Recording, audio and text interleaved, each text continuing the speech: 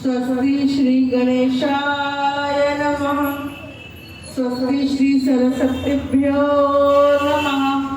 प्रकटुंड महाकाय सूर्यकोटि समप्रभ निर्विघ्नं कुरु मे देवो सर्वकार्येषु सर्वदा। गणानाथ सरस्वती रवि शुक्रो बृहस्पति पंचायतानि स्मरण नित्यं वेदवाणी प्रवर्तते। अखंडमंडलाकारं व्याप्तं येन चराचरं तत्पदं दर्शितं येन तस्मै श्री गुरुवे नमः। कृष्णाय वासुदेवाय देवकी नंदनाय च नंदगोपकुमाराय गोविंदाय नमो नमः।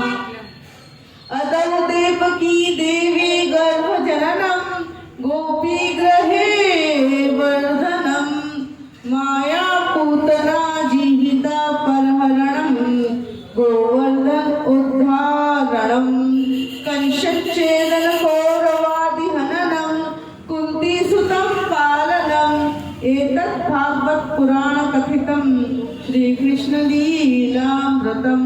मूकं करोति वाचालं पंगुं लंघं तेङ्गिरिं यत्कृपातहं वन्दे परमानंद माधवम्। भक्ति भक्त भगवंत गुरु चतुर्नाम वपु एक इनके पद वंदन करे नाशक विघ्न अनेक। बुद्धिहीन तनु जानिके सुमिरो पवन कुमार बल बुद्धि विद्या देह मोहि हरहु कलेश विकार हरहु कलेश विकार हरहु कलेश विकार। प्रभु की कृपा भयो सब काजू जन्म हमार सुफल भाजू जन्म हमार सुफल भाजू। श्रीमद् भागवत सप्ताह सप्तम दिवस मतलब विश्राम दिवस।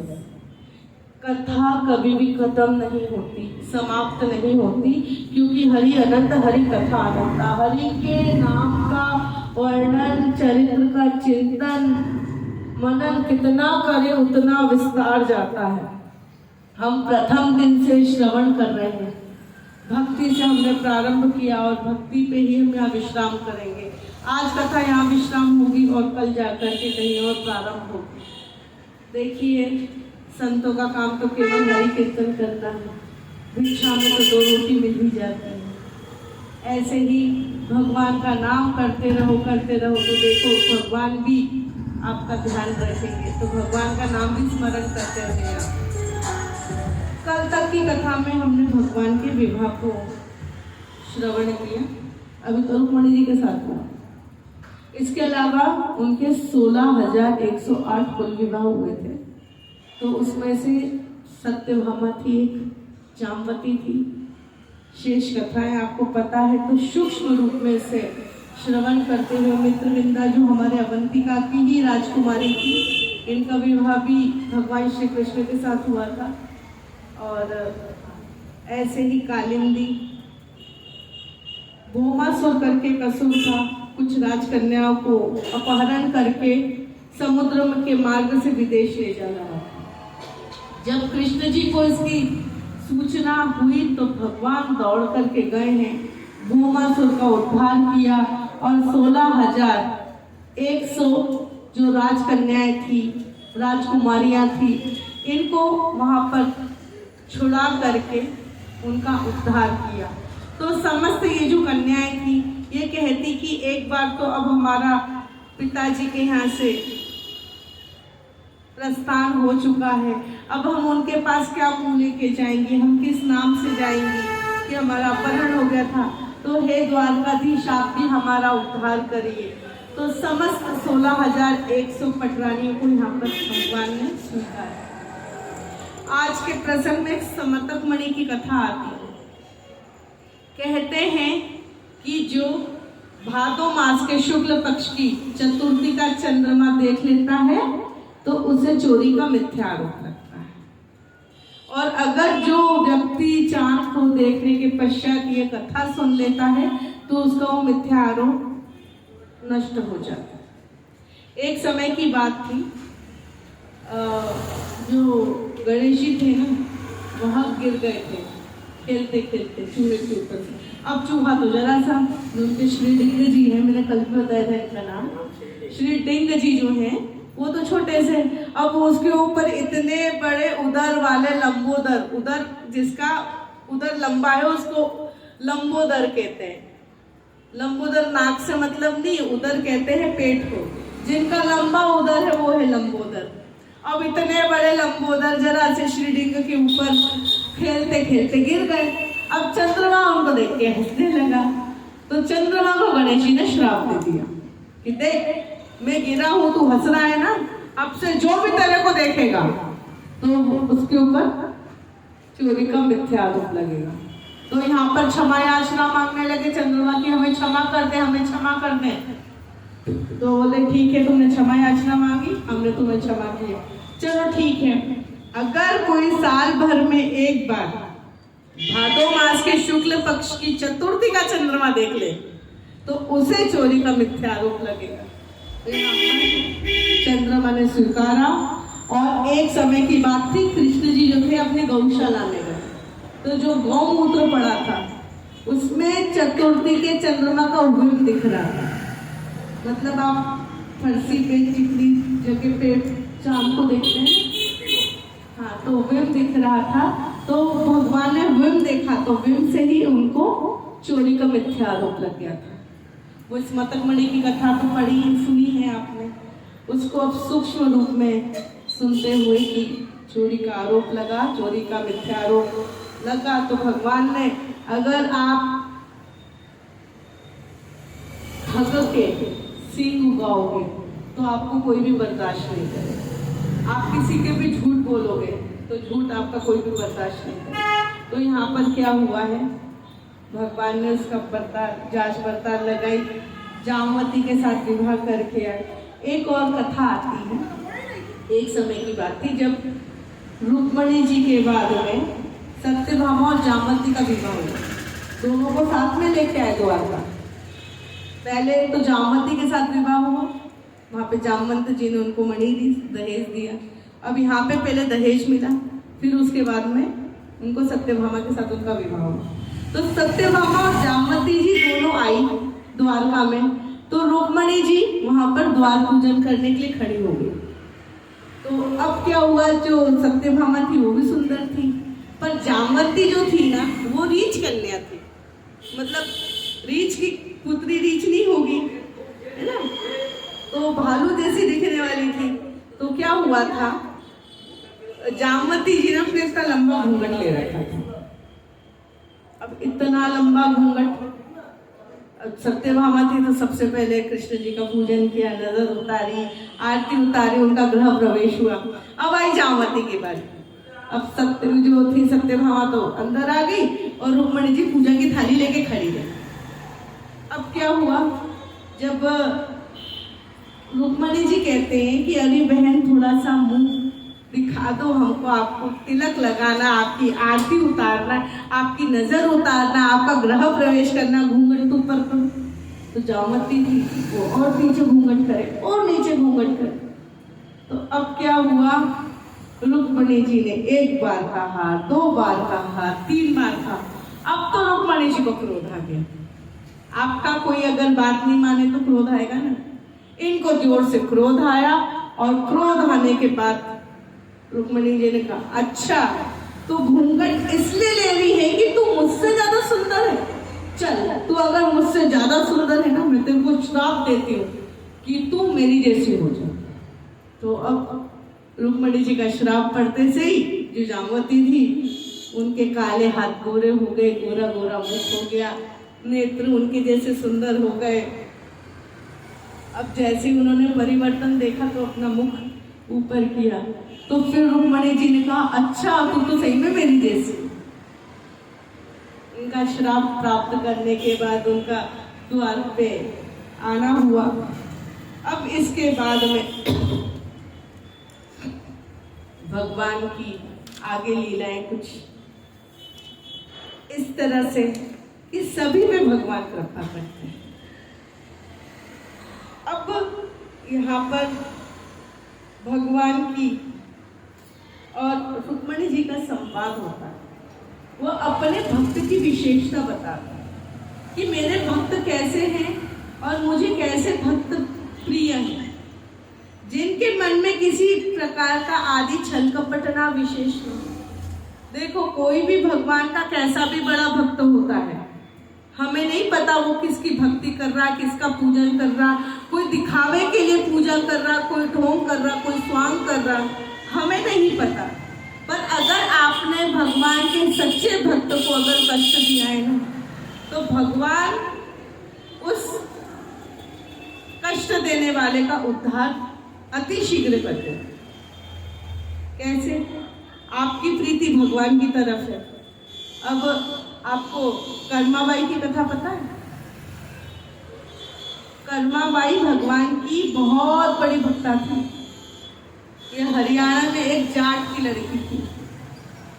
एक समय की बात थी, सुबह उठती और छोटे से लाला को भोग लगाने के लिए, अरे मेरे लाला को तो सुबह 7 बजे भूख लगी आती है, बिना नहाए बिना दातून करे उठी और सीधे चूल्हे के ऊपर पानी उबलने रख दिया, दाल और चावल डाला, नमक डाल के हल्दी डाल करके खिचड़ी उबलने रख दी। फिर जाती थी पेड़ की नीम की डंडी तोड़ के एक जगह से दातून करती और दूसरी वही दातून की लकड़ी से खिचड़ी हिलाती और भगवान को भोग लगाती और भगवान बड़े प्रेम से पाते। अब एक समय क्या हुआ, मंदिर के गोसाई ने ये देख लिया और बोलते कि अब इनका भोग नहीं लगेगा क्योंकि ये बिना नहाए झूठा भगवान को भोग लगाए। तो बड़ा उनका मन दुखी हुआ। तो भगवान चल करके मंदिर के विग्रह से ना उनके घर आते भोजन का एक बालक का रूप रखते। और क्या हुआ, उनका नाम कर्मा कैसे पड़ा? ठाकुर जी बोलते कि माँ मैं सिर्फ प्रसाद पाने तेरे द्वार आया हूँ, फिर वो मंदिर का गोसाई जो है ना वो पर्दा खोल देगा तो मुझे वहां पे जाके खड़े होना पड़ेगा, तो जल्दी कर्मा जल्दी कर्मा, कर्मा कर्मा करके उनका नाम कर्मा पड़ गया। एक घटना ऐसी आती है जगन्नाथ जी की, सच्ची घटना। अगर किसी को 4 धाम की यात्रा प्रारंभ करनी है ना जीवन में, तो सबसे पहले जगन्नाथ जी है, जगदीश जी जिसको बोलते हैं। जगन्नाथ जी में सुभद्रा जी, उनके बड़े भ्राता बलदाऊ जी और कृष्ण जी स्वयं काष्ठ मतलब लकड़ी की प्रतिमा के अंदर विराजमान है। और कहते हैं कि जब भगवान का स्वर्गागमन हुआ था, स्वर्ग गए थे, तो उनकी शरीर को वहाँ जलाया गया था। जो उनका दिल था ना वह धड़क रहा था और धड़कते धड़कते वह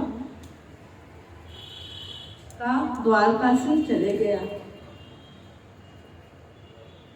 ओडिशा, जहाँ पे भगवान का विग्रह। तो वहाँ के राजा ने उस हृदय को आज भी भगवान के विग्रह में स्थापित कर रखा। और जो भगवान की प्रतिमा है ना हर 12 वर्ष में बदलती है, क्योंकि उसके हृदय का तेज इतना है कि वो लकड़ी को भी जला सकती। तो वो काष्ठ की प्रतिमा उनकी बनी। आपको पता है भगवान जगन्नाथ जी की जो आंखें हैं इतनी बड़ी बड़ी है, उनके पास में उनकी आईब्रो नहीं है। वो भगवान भक्तों को ऐसे करके देख रहे हैं कि कोई मेरा भक्त छूट ना जाए। एक समय की बात थी, अपने भक्तों की चर्चा को सुनते सुनते भगवान के हाथ पैर जो थे वो एकदम कड़क हो गए, हृदय निकल आया भक्तों की करुणा सुनते सुनते। आपको पता है जगन्नाथ जी में चैतन्य महाप्रभु, जिन्होंने बहुत सारे ग्रंथ भी लिखे हैं और चैतन्य महाप्रभु की ही कृपा से आज सभी भक्त उनके नाम का सब कीर्तन कर रहे हैं। इस्कॉन वाले गौड़ियाई मठ के आज सिर्फ जो हरे राम राम राम हरे हरे जो जप रहे हैं, उन्हीं की कृपा से। उनकी भक्ति में इतना तेज था ना। एक जगन्नाथ जी में खंबा है, जब भगवान नगर भ्रमण के लिए रथ यात्रा पर बैठे तो कहते हैं कि चैतन्य महाप्रभु को रोना आ गया और रोते रोते उन्होंने उस खंबे को आलिंगन कर लिया कि ठाकुर जी मत जाओ, यहाँ से मत जाओ। और इतनी उनकी भक्ति में प्रताप था कि आज भी उनकी जो उंगलियां हैं उस खंबे के ऊपर छपी हुई। भक्ति में वो शक्ति। तो भक्त की पहचान अगर करनी है ना तो जगन्नाथ जरूर सुनो।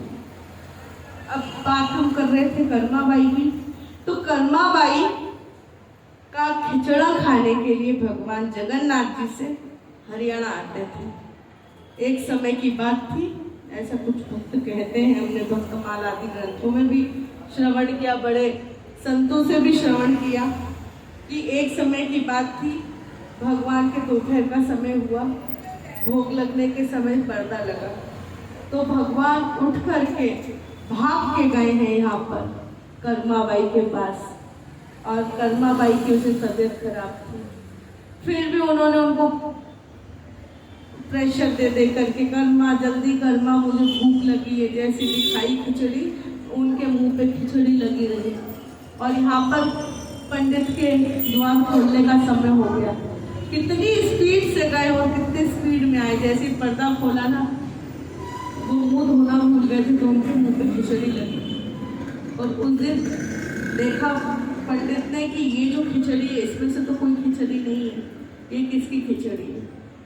रिसर्च करवाया, कर्माबाई के हाथ की खिचड़ी है। तो कर्माबाई को विशेष इतनी हरियाणा से लेकर के उड़ीसा बुलाया कि अब तुम ही भोग बनाओगे और तुम ही भगवान को पवाओगे।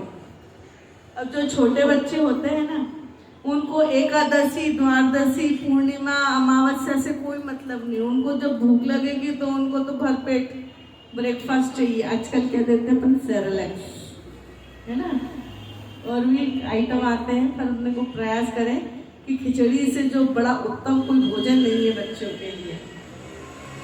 अब ठाकुर जी ने वहाँ पर क्या किया है, जगन्नाथ जी में एकादशी को उल्टा टांग दिया। कैसा उल्टा टांगा, यहाँ पे कोई एकादशी नहीं चलेगी। और जिस व्यक्ति ने, जिस भक्त ने शुक्ल पक्ष की एकादशी के दिन जाकर के जगन्नाथ जी में भगवान को चढ़े हुए चावल खा लिए, उसकी एकादशी का उद्यापन हो जाएगा। फिर उसके बाद कोई जरूरत नहीं है गौदान करने की, तो 24 ब्राह्मण जिमाने की, यज्ञ करने की। हाँ, जो यथाशक्ति आपको जो दान करना है, जो पुण्य करना है, वो आप करें, पर जिसके पास में सामर्थ्यता नहीं है वह ऐसा कर सकता है। किसी भी शुक्ल पक्ष की एकादशी पे जगन्नाथ जी के मंदिर में जाके उनको प्रणाम करें, उनको भोग दिखाएं, तुलसी दल चढ़ाएं और वही प्रसाद चावल वो आप खा लें, आपकी एकादशी का उद्यापन हो जाए। और थोड़े से कच्चे चावल वहाँ के ला करके अपने घर के अन्नपूर्णा क्षेत्र में डालें, तो आपके घर में धन धान्य की सदैव भरमार रहेगी, कभी भी अन्नपूर्णिमा की क्षति नहीं होगी। जिसके यहाँ पे विशेष जो भंडारे करवाते रहते, जिनके यहाँ पे विशेष अन्य सेवा चलती रहती, उन्हें तो विशेषकर भगवान की कृपा की बहुत आवश्यकता है। एक पुरानी कहावत है, जगन्नाथ का भात जगत पसारे हाथ। उसका भात पाने के लिए तो सब जगत के लोग हाथ पसारते हैं, तो हमें भी हाथ पसारना चाहिए। देखिए, भगवान जगन्नाथ जी में बाल अवस्था में और युवा अवस्था में रामेश्वरम में जाकर के उन्होंने लिंग तथापि विधिवत करी पूजा, शिव समान न कोई दूजा। रामचंद्र जी ने रामेश्वरम में जाकर के विधिवत पूजन करी, शिवलिंग बनाकर। अगर जीवन में किसी के पास कोई लक्ष्य की प्राप्ति करनी है तो रामेश्वरम में जाकर के इतना बड़ा धनुष छोड़िए, कहीं भी जाओ, बालू रेती के शंकर जी का निर्माण करो और थोड़ा सा गंगा जल चढ़ा दो वहाँ पे जाकर के, तो उसकी समस्त मनोकामना पूरी हो। बहुत ही अच्छी यह भगवान की लीलाएं हैं। और भगवान राजा रूप में कहाँ है, द्वारकाधीश में। और वृद्धावस्था में जो कौन अवस्था होती है, जो बिल्कुल देखो 4 अवस्था होती है, तो भगवान बालक रूप में जगन्नाथ जी में, युवावस्था में रामेश्वरम में है, राजा स्वरूप द्वारका में है, और बद्रीनाथ में मोक्ष द्वार जिसको कहते हैं। तो यात्रा प्रारंभ करना है तो जगन्नाथ जी से करना है, जगन्नाथ जी से फिर आप रामेश्वरम जाओ, रामेश्वरम से द्वारका जी जाओ, द्वारका से फिर आप बद्रीनाथ जाओ। ऐसी भी यात्रा करनी चाहिए। और इसके बाद में संकल्प ऐसा भी ले सकते हैं कि हम द्वादश ज्योतिर्लिंग की यात्रा कर लें। अब द्वादश ज्योतिर्लिंग में जो हमारे बैजनाथ जी है ना, बैजनाथ जी कहाँ है? परल्ली वैद्यनाथम महाराष्ट्र में, ठीक है ना। और केदारनाथ हिमाचल में। अगर कोई हिमाचल नहीं जा पाता किसी कारण से, एक केदारनाथ हमारी इधर है पृथुकेश्वर के नीचे है ना, यहाँ पे भी घी चढ़ता है, ठीक। और एक केदारनाथ है काशी में। केदारखंड बड़ा पवित्र स्थान है काशी का। केदारखंड ऐसा स्थान है जहाँ से वरुणा नदी और अस्सी नदी बिल्कुल बराबर है। वरुणा नदी और अस्सी नदी के बीच में जो शहर बसा उसका नाम वाराणसी है, और भगवान को इसकी नगरी काशी कहते हैं। जो काशी का जो केंद्र है वो केदारखंड बनारस में है, जो काशी में जो है वो। और वहाँ पे जो केदार जी का मंदिर है, वहाँ की कथा कुछ ऐसी, जब हमारा तो क्षेत्रीय वही था, जब हम अध्ययन के समय बनारस में रहते थे तो प्रतिदिन हम केदार जी के दर्शन करके ही अपने विद्यालय जाते थे।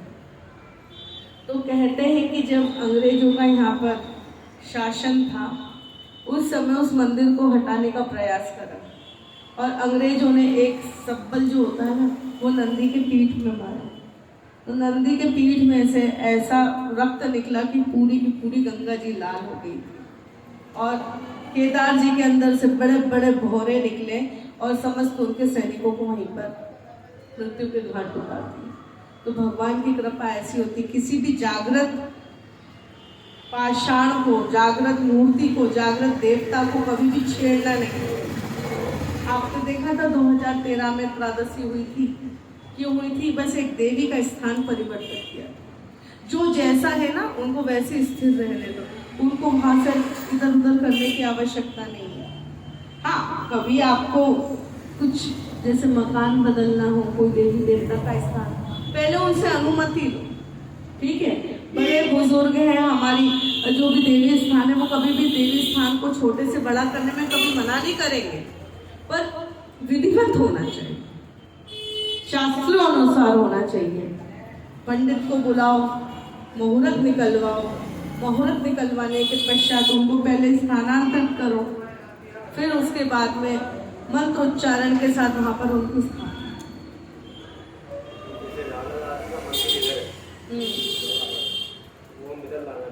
ले आओ, विधिवत करो।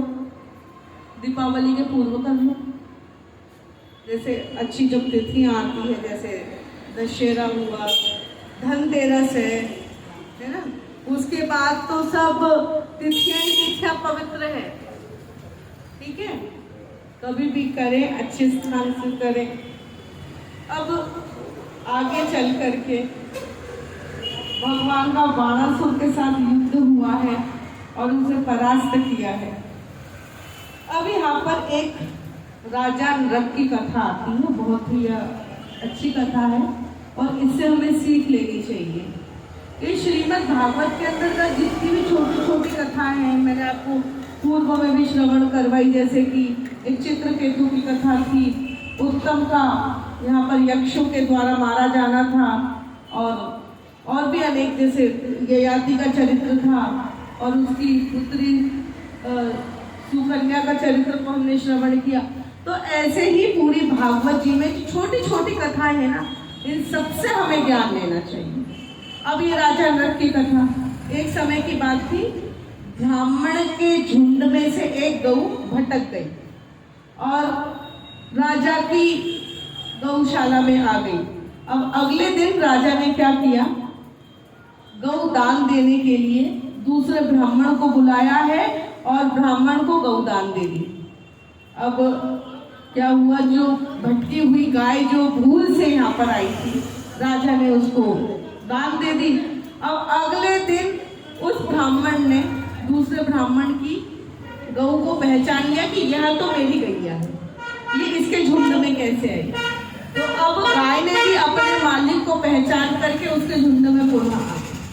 अब यहाँ जो एक मिसअंडरस्टैंडिंग थी ना, जिसको बोलते हैं, यह दोनों के दोनों ब्राह्मण राजा के पास जाते और राजा ने कहा कि जो आपने मुझे गाय दान दी थी, ये ब्राह्मण कह रहा कि ये मेरी गाय है, आपने इनको कैसे आपने मतलब दान दे दी।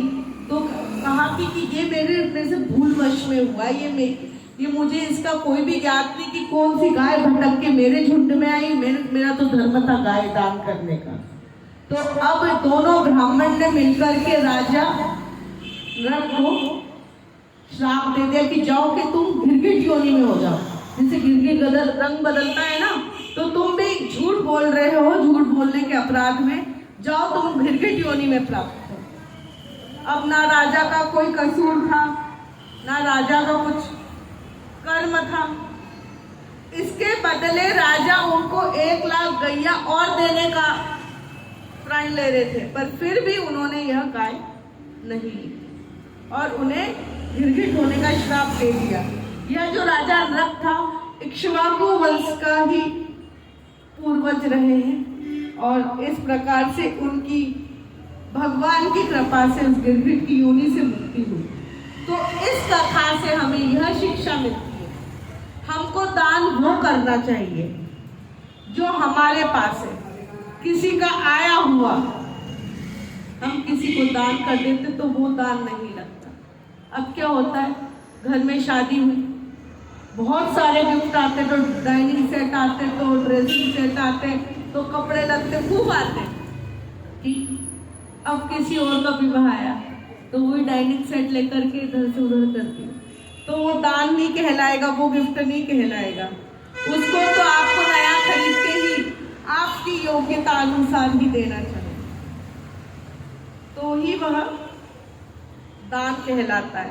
राजा नृप की कथा में हमने बहुत से दूसरे भी संतों से श्रवण किया है कि दान वो करो जो आपकी योग्यता अनुसार है। आपने के पास में जो भी कुछ आया उसका दशवांश वहां पर आप दान करें, नहीं तो आवश्यकता नहीं है। अब जिसके पास में कुछ है ही नहीं तो वो क्या दान करेगा। देखिए, दान केवल अर्थ का नहीं होता, वस्त्र का नहीं होता, अन्य का भी नहीं होता।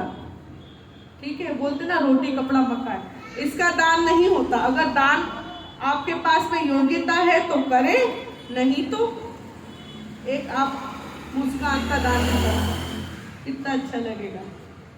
बस व्यक्ति को मुस्कुराते हुए रहना चाहिए। आपके मुख पे जो शोभा है वो एक अलग ही एट्रैक्टिव लगेगी, लोग आपको देखना पसंद करेंगे। हम तो बोलते हैं कि आप दर्शन कब दोगे, तो मैंने बोला कि जब भगवान चाहेंगे। और हम कभी बोलते ना कि हमारे साथ हम 2-3 और को लिया, तो बोले नहीं आप ही आओ केवल। वो आते तो उनके मुख पे तो शोभा ही नहीं दिखती, आपके मुख पे बड़ी शोभा दिखती। तो हमेशा प्रयास ये करो कि मुख पे मुस्कुराते रहो, भगवान का ध्यान करते रहो। तो अगर आप किसी से प्रेम के 2 शब्द बोल लेंगे ना, वाणी ऐसी बोली है मन का आपा होए, औरण को शीतल करे आपू शीतल हो। तो ऐसी वाणी, ऐसी वचन कहो कि दूसरों को प्रसन्नता हो। अब किसी के पास में अगर मुख पे गाली ही गाली हो तो वो तो गाली ही देगा। अगर किसी के पास में भगवान के शब्द हो, भगवान का भजन हो, तो वो दूसरे से वही बात करेगा। अगर किसी के पास में एक्स्ट्रा ऑर्डिनरी ज्ञान है तो उससे तो वही मिलेगा। अगर किसी के पास में अगर कोई ज्ञान की अच्छी कलाएं हैं तो उससे बात करने में बड़ा आनंद आता है। और देखिए, जो संत होते हैं ना, वो छोटे के साथ छोटे रहते, बड़े के साथ बड़े रहते हैं और सम के साथ सम रहते हैं। उनमें कोई भेद नहीं रहता, उसमें वो स्त्री पुरुष को भी नहीं भेद करता, जो मिल जाए उससे प्रसन्नता से बात करता। तो ऐसे ही हमको भी संतोषी ज्ञान लेना चाहिए। कल हम नवदा भक्ति के बारे में बात कर रहे थे, तो कहा नवदा भक्ति कहो तो ही पाई, सावधान सुनी मने। प्रथम भक्ति संतन कर संगा, दूसरी रति मन कथा प्रसंगा। इसका अर्थ ये है कि जो भगवान की कथाओं के प्रसंग हैं वो हमको सुनते रहना चाहिए कि कृष्ण जी ने ऐसा किया, राम जी ने ऐसा किया, दुर्गा माता ने ऐसा किया, शंकर जी ने ऐसा किया, गणेश जी ने ये लीला रची। जितनी भी भगवान की लीलाएं हैं, भगवान के चरित्र हैं, भगवान के जो भी प्रसंग है इनको सुनेंगे। दूसरी रति मन कथा प्रसंग, रति कहते हैं प्रेम को। भगवान के प्रसंग सुनने में हमको रति आनी चाहिए। दूसरी रति मन कथा प्रसंग। फिर गुरु पद पंकज सेवा, तीसरी भक्ति अमर। तो गुरु जनों के जो चरण कमल है केवल उनको प्रणाम करना चाहिए। आजकल तो गुरु लोगों से हाथ मिलाते हैं, गुरु लोगों के कंधे पे हाथ रखते हैं, है ना। एक छोटा सा दृष्टांत है। गुरु नानक जी के जो शिष्य थे, गुरु गोविंद जी उनके शिष्य थे। एक समय की बात थी, गुरु गोविंद जी जंगल के रास्ते पे चलते हुए सांध्यकालीन थक गए और उन्होंने देखा कि उनके पैरों में छाले पड़े हुए हैं, कांटे लगे हुए हैं। तो उन्होंने कांटे और झुर्रियां और छालों की परवाह ना करी और अगले दिन उनको गुरु से मिलने जाना था। गुरु से मिलने की बड़ी तीव्र इच्छा थी। थोड़ा सा इधर ध्यान दे रहे। तो बस गुरु गोविंद जी को अपने गुरु से मिलने की बड़ी लालसा थी, बड़ी इच्छा थी। तो रात को जब देखा कि उनके चरण में छाले पड़े हैं, कांटे लगे, परवाह नहीं करी, अपनी गुरु को भेंट देने की जो पोटली थी अपने सर के नीचे रखी और एक वृक्ष के नीचे सो गए। सवेरे उठे तो उनको पैरों में दर्द नहीं हुआ। जब वो रात को सो रहे थे ना, तो केवल और केवल अपने गुरु के चरणों का ध्यान करते हुए सो रहे थे। चरणों का ध्यान करते हुए सोए। अगले दिन उनके चरणों पे किसी भी प्रकार की कोई छाले, कांटे, बीमारियां कुछ भी नहीं था, रक्त नहीं निकल रहा था। पैदल चलते चलते गुरु के द्वार गए हैं और भगवान स्वरूप गुरु के चरणों में झुके हैं और देखा गुरु जी के चरणों पे कांटे लगे हुए हैं, छाले थे, खून निकल रहा था। और कहते कि गुरुदेव आप कहाँ यात्रा करके आए हैं जो आपके चरणों में इस प्रकार के छाले पड़े हुए हैं, आपको कांटे लगे हुए, लाओ हम थोड़ी सी औषधि लगा दें। तो गुरु गोविंद सिंह से गुरु नानक जी कहते हैं कि एक बात यह बताओ, कल तुम रात्रि को विश्राम करते हुए किसका ध्यान कर रहे हो? गुरु के चरणों का। आप जिसका ध्यान करोगे, आपके जीवन में कष्ट आएंगे ना, कितने कष्ट आते हैं। जब आपके जीवन में कष्ट आए, आप जिसका ध्यान करोगे तो आपके कष्ट हर के मेरे ठाकुर जी मेरे बाकी बिहारी ले जाए। हम अपनी कष्ट, अपनी समस्या का समाधान हम गुरुजनों से पाते हैं। तो गुरुजन क्या होते हैं? आपके सर पे हाथ रखेंगे, हाँ, आपको कुछ प्रसाद देंगे। प्रसाद दे करके क्या होता है, आप जब प्रसाद पाते हो ना, तो वो तुम्हारा गम स्वयं ले लेते हैं। तो देखना, गुरुजनों के जो चरणों की सेवा करते हैं, उनके गुरुजनों के पैर ही क्यों दुखते, हाथ क्यों नहीं दुखता, कमर क्यों नहीं दुखती? क्योंकि सब जितने भी पापी लोग आते हैं ना, पापी लोग आकर के गुरु चरणों के सर नवाते हैं। तो अपना जितना भी सोच विचार की जो बुद्धि गलत पाप रहता है ना, वो गुरुजनों के चरणों में चले जाता है। और गुरुजन जो है, भगवान का नाम लेकर के, भगवान का ध्यान करके, मंत्र करके, जप करके, वह सबका सब पाप अपने शरीर में सुखाई करते हैं। तो गुरुजनों का नाम लेना कितना वो है। आइए थोड़ा सा गुरु नाम पे सत्संग करते हैं।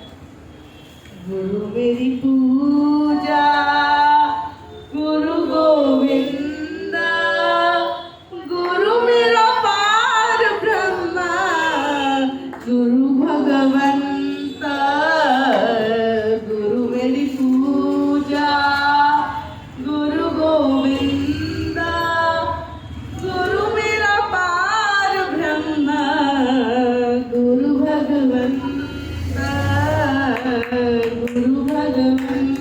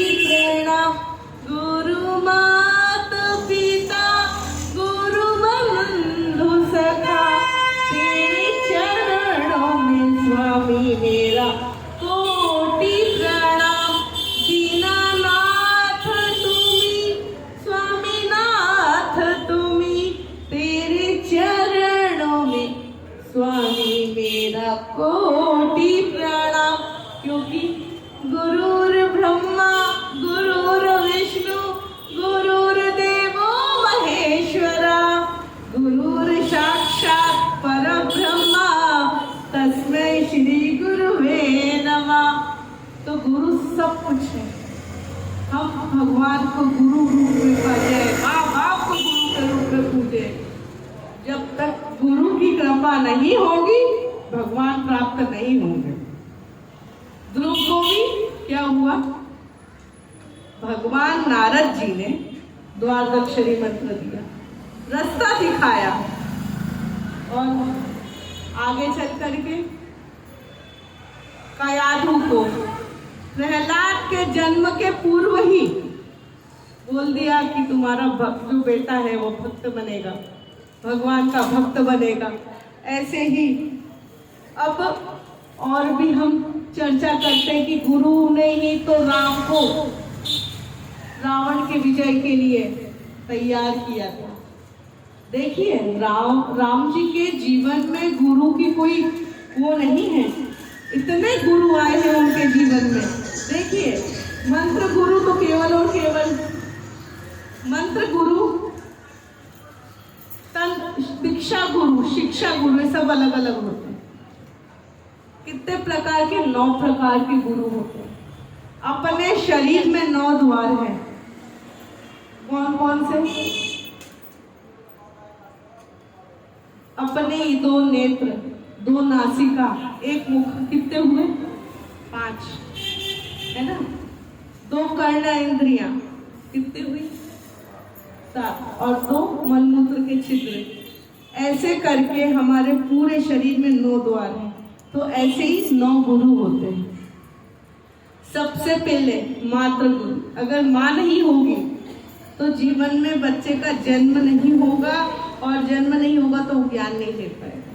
फिर होता है शिक्षा गुरु, जो आजकल स्कूल में जो आप पैसे दे करके बच्चों को पढ़ा रहे हैं ना, वो शिक्षा गुरु की कैटेगरी में आता है।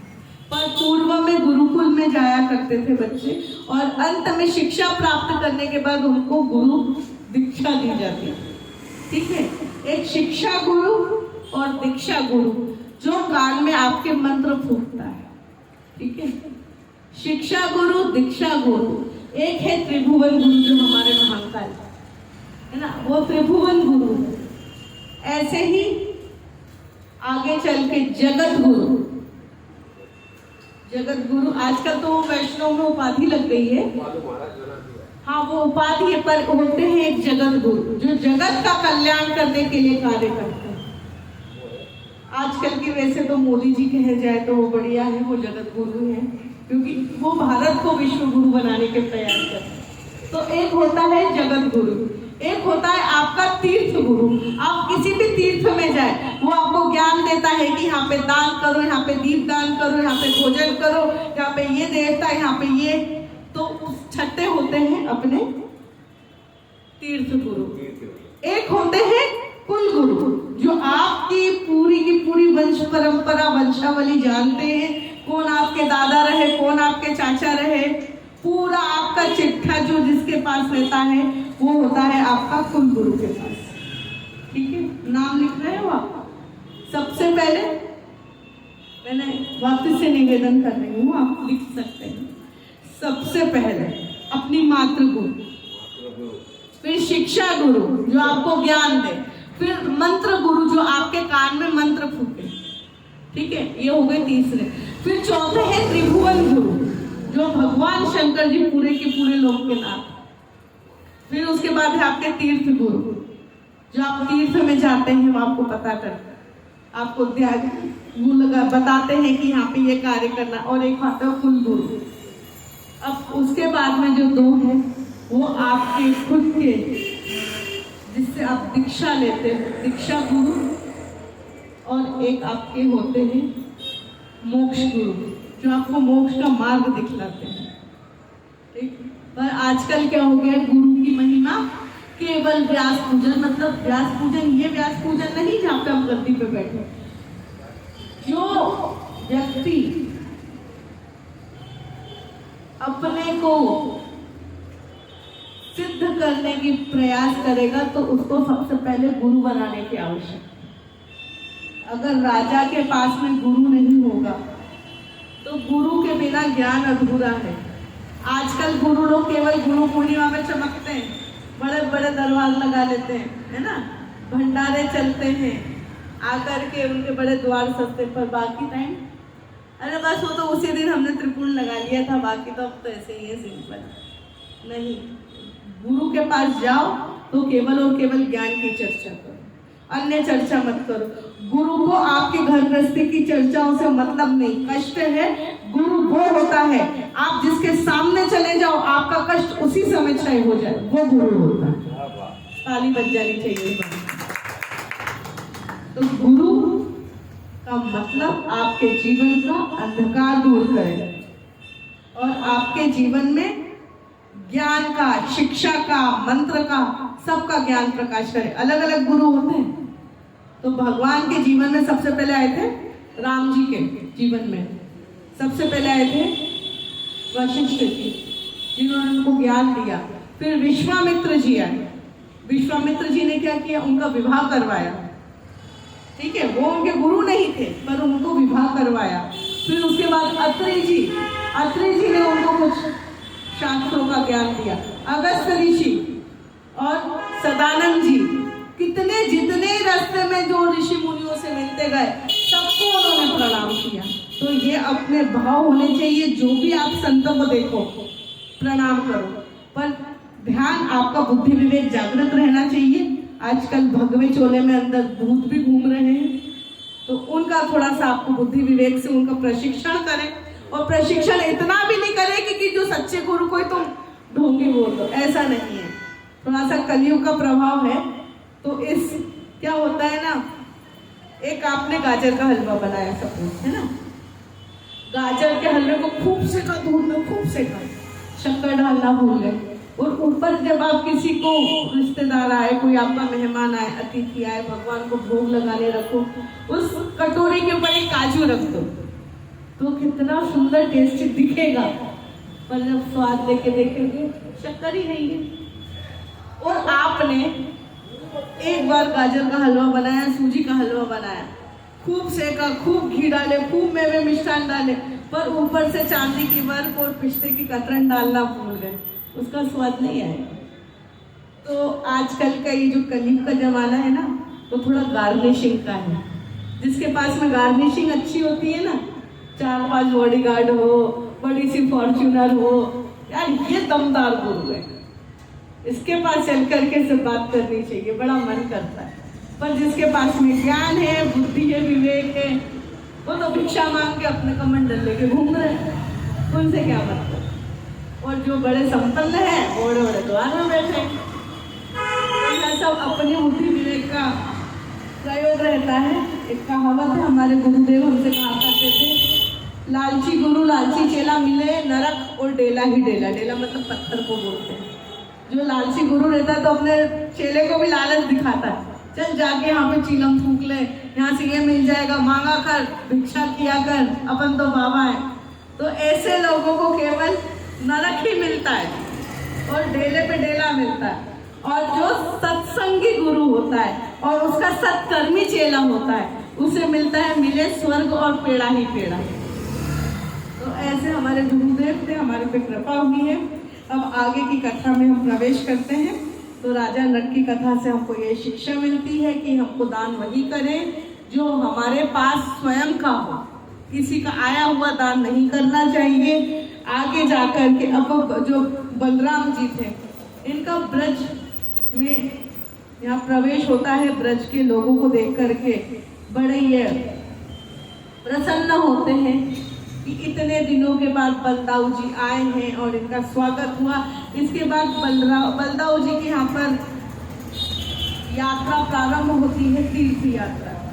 तीर्थ में भ्रमण करते करते उन्होंने क्या किया, जो सुखदेव जी थे, सूत जी थे, जो समस्त पुराणों के वक्ता हैं, 18 पुराण जिनके मुख से प्रकट हुए, इन्होंने इनकी वहाँ पर हत्या कर दी।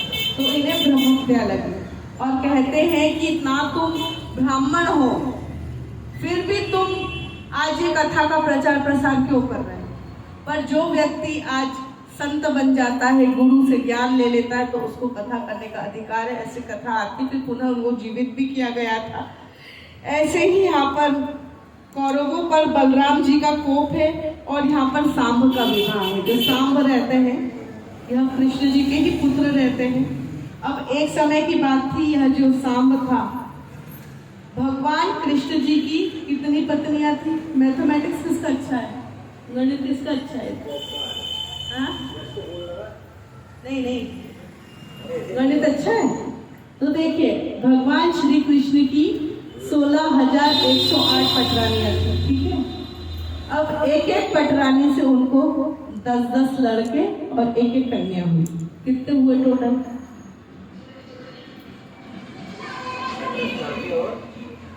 प्रत्येक 16,108 पटरानियों से उनको 10-10 पुत्र हुए। एक पटरानी से 10 पुत्र और एक पुत्री, तो टोटल उनकी संतानें कितनी हुई?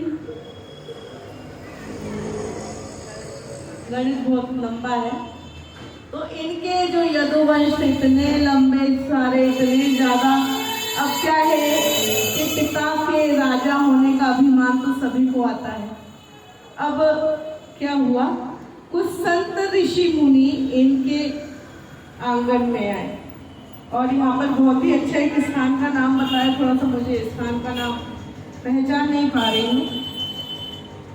तो इधर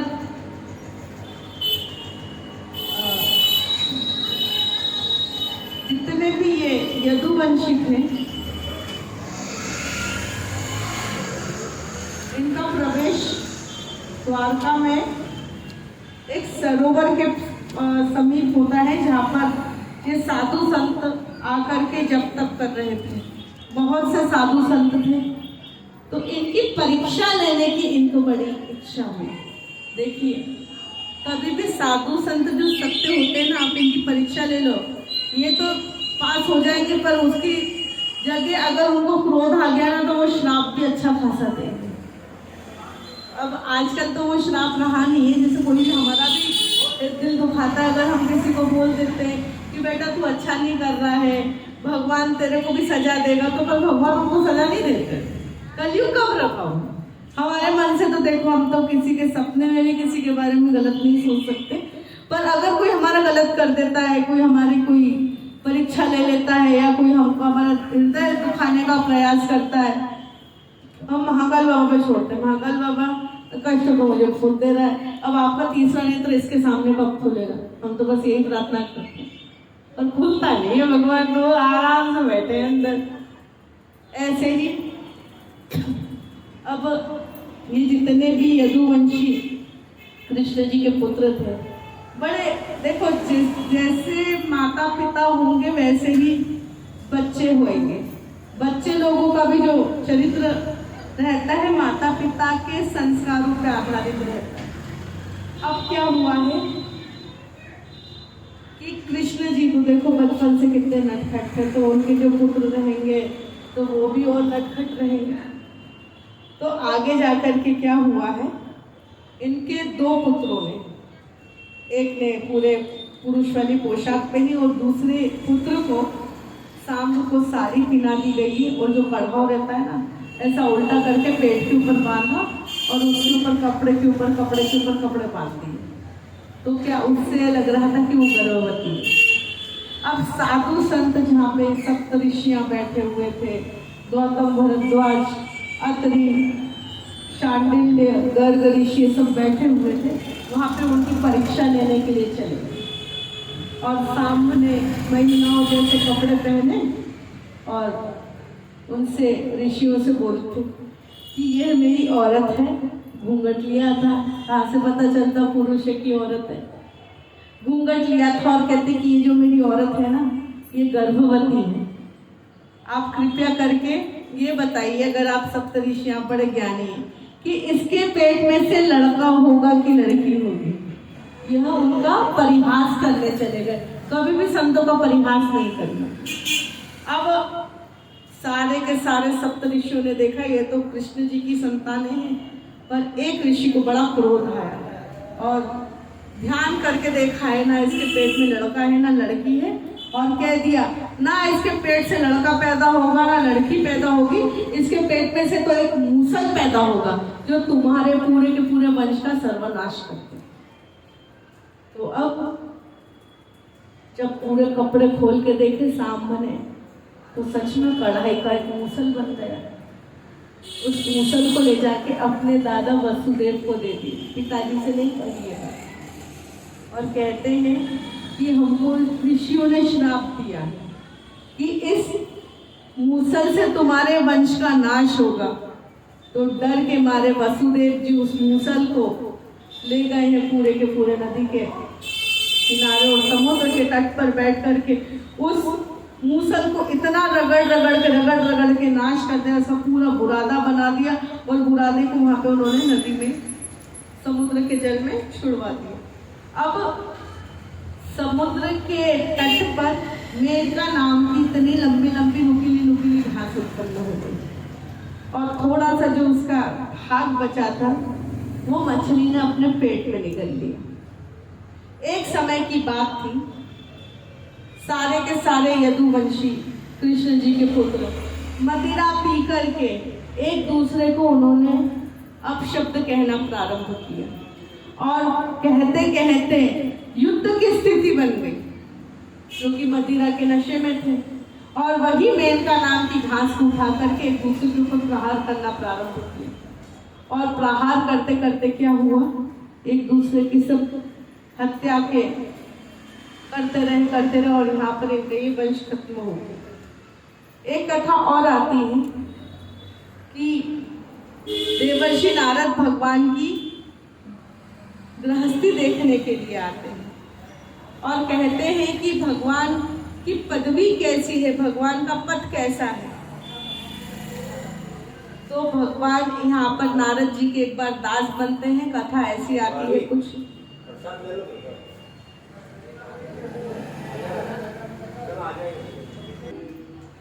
एक समय नारद जी भगवान श्री कृष्ण की गृहस्थचारी को देखने के लिए जाते हैं और भगवान को श्रेष्ठ करने के लिए क्या किया है, सत्यभामा ने अपना अभिमान दिखाया और कहते हैं कि मेरे पति के पास तो इतना संपदा है कि हम लुटा दे तो भी कम नहीं पड़ेगी। तो पर क्या हुआ, अब यहाँ पर भगवान का तुलादान किया गया। तो तराजू के एक पल्ले पे भगवान को बिठाया गया है और द्वारका की जितनी भी संपदा थी दूसरे पल्ले पर रखी। अब क्या हुआ, वह पल्ला तो भगवान का उठ ही नहीं रहा। तो वहीं पर रुक्मणी जी ने एक तुलसी दल लिया है और उस पल्ले पर भगवान के साथ रखा है, तो वह बराबर समतल हुआ है। तो भगवान को जो भी कुछ चीज आप अर्पित करें ना तो तुलसी दल के ही द्वारा करें। अगर आपने तुलसी अर्पित कर दी तो यह समझ लेना भगवान ने आपका कुछ भी दिया हुआ वह सब स्वीकार कर लेंगे। तो भगवान की कृपा ऐसी है कि भगवान तुलसी के बिना अधूरे हैं। तुलसी उनकी पटरानी है भगवान शालिग्राम के रूप में और प्रत्येक को चाहिए कि अपने घर में आप एक उठनी एकादशी के दिन शालिग्राम की और तुलसी जी का विवाह जरूर करवाएं, जैसा अपन ने कल किया था बड़े सूक्ष्म रूप में, बड़ा ये विवाह कराएं। देखिए भगवान के उत्सव तो होते रहना चाहिए। जैसे कि अब हम संत समाज में भाई सावन का महीना तो पूरा अभिषेक में जाते हैं, पर हम जब मैंने पूर्व में यह निर्धारित किया था कि हमको भी संत बन के समाज की सेवा करना है, उस समय मैंने सोचा कि भगवान की जितनी जन्म जयंती आती है सबको हम सुचारू रूप से मनाएं। किया भी कुछ पर जितना सहयोग मिल पाता है भगवान का, भक्त लोगों का, तो ही संभव होता है। जैसे कि आज पितृपक्ष विश्राम हुआ, कल से नवरात्रियां लगेगी। तो नवरात्रि में आप क्या करते हैं, माता की पिंडी जो रहती है, पिंडी का पूजन करना चाहिए।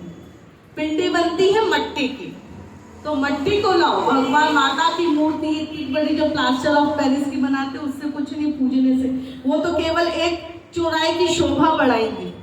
पर सही रूप में अगर आपको देवी को पूजना है ना, पवित्र स्थान की मट्टी लाओ, मट्टी से पिंडी बनाओ और पिंडी के ही नेत्र, पिंडी की ही नासिका और पिंडी को ही आप सब कुछ समर्पित करें। जितनी भी अपनी ये देव स्थान है, हरसिद्धि, चामुंडा, जितनी भी माताएं हैं, ये मिट्टी की ही पिंडी के ऊपर, इनके ऊपर सिंदूर होता हुआ है, ठीक है। तो माता का जो आप श्रृंगार है ना, पहले सिंदूर से ही चोला चढ़ाए और कांच की चूड़ियां, लाल उनको चुनरी मिट्टी की। अब शंकर जी का हम क्या करते हैं, नर्मदेश्वर रखते हैं घर में। नर्मदेश्वर नहीं होता तो पार्थिव शिवलिंग बनाकर पूरे के पूरे सावन महीना उनकी पूजा करते हैं। उसके बाद गणेश जी के दिन आते हैं, तो गणेश जी को हमको या तो पूर्ण या तो धातु या पाषाण की होनी चाहिए, या तो पाषाण मतलब पत्थर की होनी चाहिए, या धातु की होनी चाहिए, या तो गोबर की। गणेश जी की मूर्ति जो आप घर में पूजा करने के, अब हम जब किसी का विवाह होता है, पूर्व जमाने में मट्टी का गोबर के ही गणेश बना के उसका गणेश पूजन करते थे। आजकल सिस्टम हो गया कि अच्छा थोड़ा सा लाकर रखो गणेश जी और उनका पूजन करो। पहले खल मट्टी होती थी, कुएं पे जाकर के कुएं की मट्टी ला करके घर में देवी देवताओं का की स्थापना करते थे, पर आजकल ये सब समय गया। तो अब देवी जी का जो पूजा करनी है, देवी जी का पूजन करते हैं हम मट्टी की, मिट्टी की ही पिंडी बनती है। और जो कलश होता है ना, बात ध्यान रखना, कभी भी मट्टी का कलश प्रयोग नहीं करना चाहिए। कलश की स्थापना बड़े वैदिक विधि से करनी चाहिए, तभी फल मिलता है। आपके घर इन्वर्टर है? इन्वर्टर क्या करता है, लाइट जाती तो लाइट देता है ना, बत्ती जलती रहती है। पंखा थोड़ा कम स्पीड पे, टीवी नहीं चलाते, मिक्सर नहीं चलाते, फ्रिज बंद हो जाता, पर लाइट तो रहती है ना। दूसरे के घर पे लाइट नहीं है, आपके घर में लाइट है, तो कलश क्या काम करता है? अगर कलश 12 उंगल का हो, ठीक है, 12 उंगल का कलश की स्थापना करने की अगर वैदिक विधि आपने अपने घर में कर ली, तो वो ऊर्जा संचालित होगी कि आप अपने आप को मानेंगे कि हाँ ये कार्य करता। कलश के अंदर संगम का जल, त्रिवेणी में अपने संगम का जल डालना चाहिए, गंगा जल, कुएं का जल, अलग अलग प्रकार के जल होते हैं, और सब तो मट्टी का ही डलती है उसके अंदर, कलश के अंदर। जब जाके अपना कलश इन्वर्टर बन जाता है। कहाँ कहाँ की मिट्टी? जहाँ घोड़ा रहता हो, जहाँ हाथी रहता हो, और गौशाला, ये 3 स्थान की मिट्टी। और उसके अलावा जहाँ दीमक घर बनाती है, ठीक है, दीमक का जो घर रहता है ना, थोड़ा सा जब झड़ जाए उसको एकत्रित करके रख लो एक डब्बी में। जब भी कलश स्थापना करना हो तो उसमें वो थोड़ी सी मिट्टी डालो। अपने यहाँ पे हर सिद्धि के तरफ हाथी खड़ा रहता है, उसकी मिट्टी जो है वो कर लो। और यहाँ पे घोड़े भी बन देते हैं, जहाँ घोड़ा बनता हो, हाथी बनता हो, गौशाला तो आपको हर जगह मिल जाएगी। और जहाँ दीमक का घर, ये 4 जगह की होगी। और संगम की मिट्टी आप प्रयागराज की लाओ या फिर त्रिवेणी संगम, राजा के द्वार की मिट्टी। राजा का द्वार कहाँ है? ये जो महाराजवाड़ा है ना, उसकी उधर की मिट्टी कार पार्किंग हो गई, वहीं की मिट्टी बड़ी काम करेगी। या तो उधर पीछे जो विक्रम का टीला है वहां से मिट्टी ले लो। और 7वां, जहाँ पर ब्राह्मण गण वेद उच्चारण करते हैं, वहाँ की मिट्टी भी पवित्र होती है। तो ये 7 प्रकार की मिट्टी को आप एकत्रित करके थोड़ी करके आप कलश के अंदर स्थापित करें। और कलश कौन कौन से होने चाहिए? तांबे का, पीतल का, कांसे का। थोड़ी व्यवस्था बने तो चांदी का ले लेना। और भामासा बन जाओ, मर्सिडीज ऑडी आ जाए तो स्वर्ण का कलश, ठीक है, घर में रखना चाहिए कलश, लॉकर में नहीं रखना चाहिए, तो भर दो ना उसमें। यही तो मैं बता रही हूँ कि देव स्थान पे कलश की जिस तरह से आप रखोगे वैसा आपको फल मिलेगा। मिट्टी का नहीं होना चाहिए, आजकल लोहे स्टील के तो कतई नहीं होने चाहिए, ना मिट्टी का होना चाहिए। मिट्टी का कलश केवल एक ही बार होता है ले जाते हो जब उल्टे घूमते हैं ना। मिट्टी के का कलश का विधान उसी समय का है, इसलिए तो उसको बोलते हैं कि हम मिट्टी में जा रहे हैं, ठीक है। मिट्टी का कलश और कभी इसके अलावा प्रयोग नहीं होता। कलश में पानी बदलते रहो, कब कब? हर पूर्णमासी एकादशी का नियम बना लो, ठीक है। इसके अलावा उसमें पंचरत्न डलते हैं, और पंचरत्न अगर आपने अच्छे डाले, अच्छी क्वालिटी के, तो काम करेगा। कौन कौन से होते पंचरत्न? नीलम, माणिक, पुकराज, मूंगा और हीरा। उसके कलश के अंदर डाल के रखो। कलश को हमेशा गर्दन तक भरना चाहिए, ठीक है? कलश की गर्दन तक इतना जल, इतनी मट्टी और पंचरत्न और पंच धातु।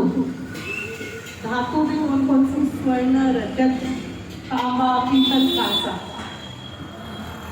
उसके बाद आप वो जल को जब अपनी आप जबान पे लगाओगे ना, जैसे आपने 7 दिन के लिए रख दिया, उसके बाद जब वो जल को आप अपनी जब जबान पे लगाओगे तो वो एसिड जैसा काम करेगा। और इसके अंदर पंच पल्लव भी होना जरूरी है। पंच पल्लव कौन सी? पेड़ की छाल, आम की, पीपल की, बरगद की, है ना, गुलर की, और एक और कोई सा वृक्ष है तो उसका स्मरण नहीं आ रहा है, पाकर करके बोलते हैं। पांचों की पांचों लगानी है। क्या? कबूल नहीं? पंचपल्लव लगाना आवश्यक होता है। इसके साथ में पंचपल्लव में आम, पीपल, पाकर, गुलर, बड़, है ना, और कलश के नीचे 7 तरह के धान रखना जरूरी है, तभी वो कलश काम करेगा, है ना। वो उसके नीचे रखो जौ, गेहूं, धान जो आती है अपनी, है ना, तिल, है ना, और चना, जितनी भी, हाँ, खड़ा मूंग इसको भी रख सकते हैं। इसके साथ में अगर आपके पास में ध्रुवा हो तो ध्रुवा कलश के साथ रखो आप, है ना। और संगम की, सागर की, मतलब समुद्र का भी जल इसमें रखो, संगम का भी जल रखो। अंदर थोड़ा थोड़ा जल किस किस का डालना है? नदी का, कुएं का, कुआ, और जो तालाब बने हुए रहते हैं उसका, समुद्र का और संगम का, ये तीर्थ जल। और सप्तमट्टी का जो मैंने बताई थी इसमें लिखा है, जहाँ पे घोड़ा रहता हो, हाथी रहता हो, दीमक की, नदी के, संगम की, राजा के द्वार की, गौशाला की और तालाब की, यहाँ की मट्टी थोड़ी थोड़ी लेकर के इसमें आपको स्थापित करें तो वो कलश काम देगा। और उसके साथ ये जो बांस लाए ना, बांस की पतली सी डंडी, उस कलश के पास आप कलावे से हल्की सी लपेट के रखो। जब भी आपके यहाँ पे मंत्रोच्चारण होगा या वेद मंत्रोच्चारण हो, अपने आप हिलने लगेगी बिना हवा करे, क्योंकि उसकी तरंग इतनी पॉजिटिव रहती है मंत्रों को। तो अगर वो हिल गया तो समझ लेना आपके यहाँ की नकारात्मक ऊर्जाएं चली गई और सब पॉजिटिव ही पॉजिटिव हो गए। हम जो भी कार्य करने जाते हैं हमारे कार्य सिद्ध नहीं होते, है ना। हमारे यहाँ पर किसी का विवाह नहीं होता, कोई रोगी रहता है, कोई किसी की विचार मंद बुद्धि होता है, कोई कुछ होता है, वो सब का सब भगवान की कृपा से सिद्ध हो, अगर हमारे विचार भगवान के प्रति सत्यनिष्ठ हुए हैं तो। अब जाकर के आगे एक बहुत ही अच्छी कथा आती है। ऐसा कीजिए, आप थोड़ा सा अभी भगवान का यहाँ पे अर्चन करते हैं थोड़ा सा, और इसके बाद में थोड़ा सा इनको विश्राम करते, क्योंकि 4:30 बजे तक के समय में हमको विश्राम करना था। आइए थोड़ा सा भगवान के साथ तो भक्तों की अनेक लीला हुई है। अब यहाँ पर एक भगवान के प्रिय सखा, वो है ब्राह्मण। देखिए, श्रीमद् भागवत कथा में सुखदेव जी ने ना ही तो अपने गुरु का नाम लिया है, ना ही परम पूज्य ब्राह्मणों का नाम लिया। और पूरी भागवत में बस आप जब अध्ययन करके देखोगे तो यही लिखा है, ब्राह्मण उवाच।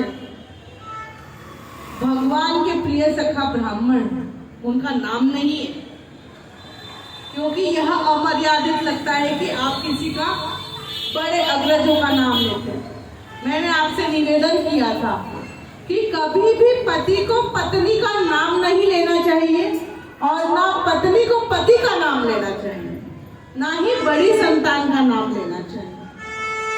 अब ये भगवान के एक सखा हैं, इन्होंने इनके गुरुकुल की अवस्था में क्या हुआ था, थोड़े से चने चुरा लिए थे, तो उनका भारी दंड इनको प्राप्त हुआ।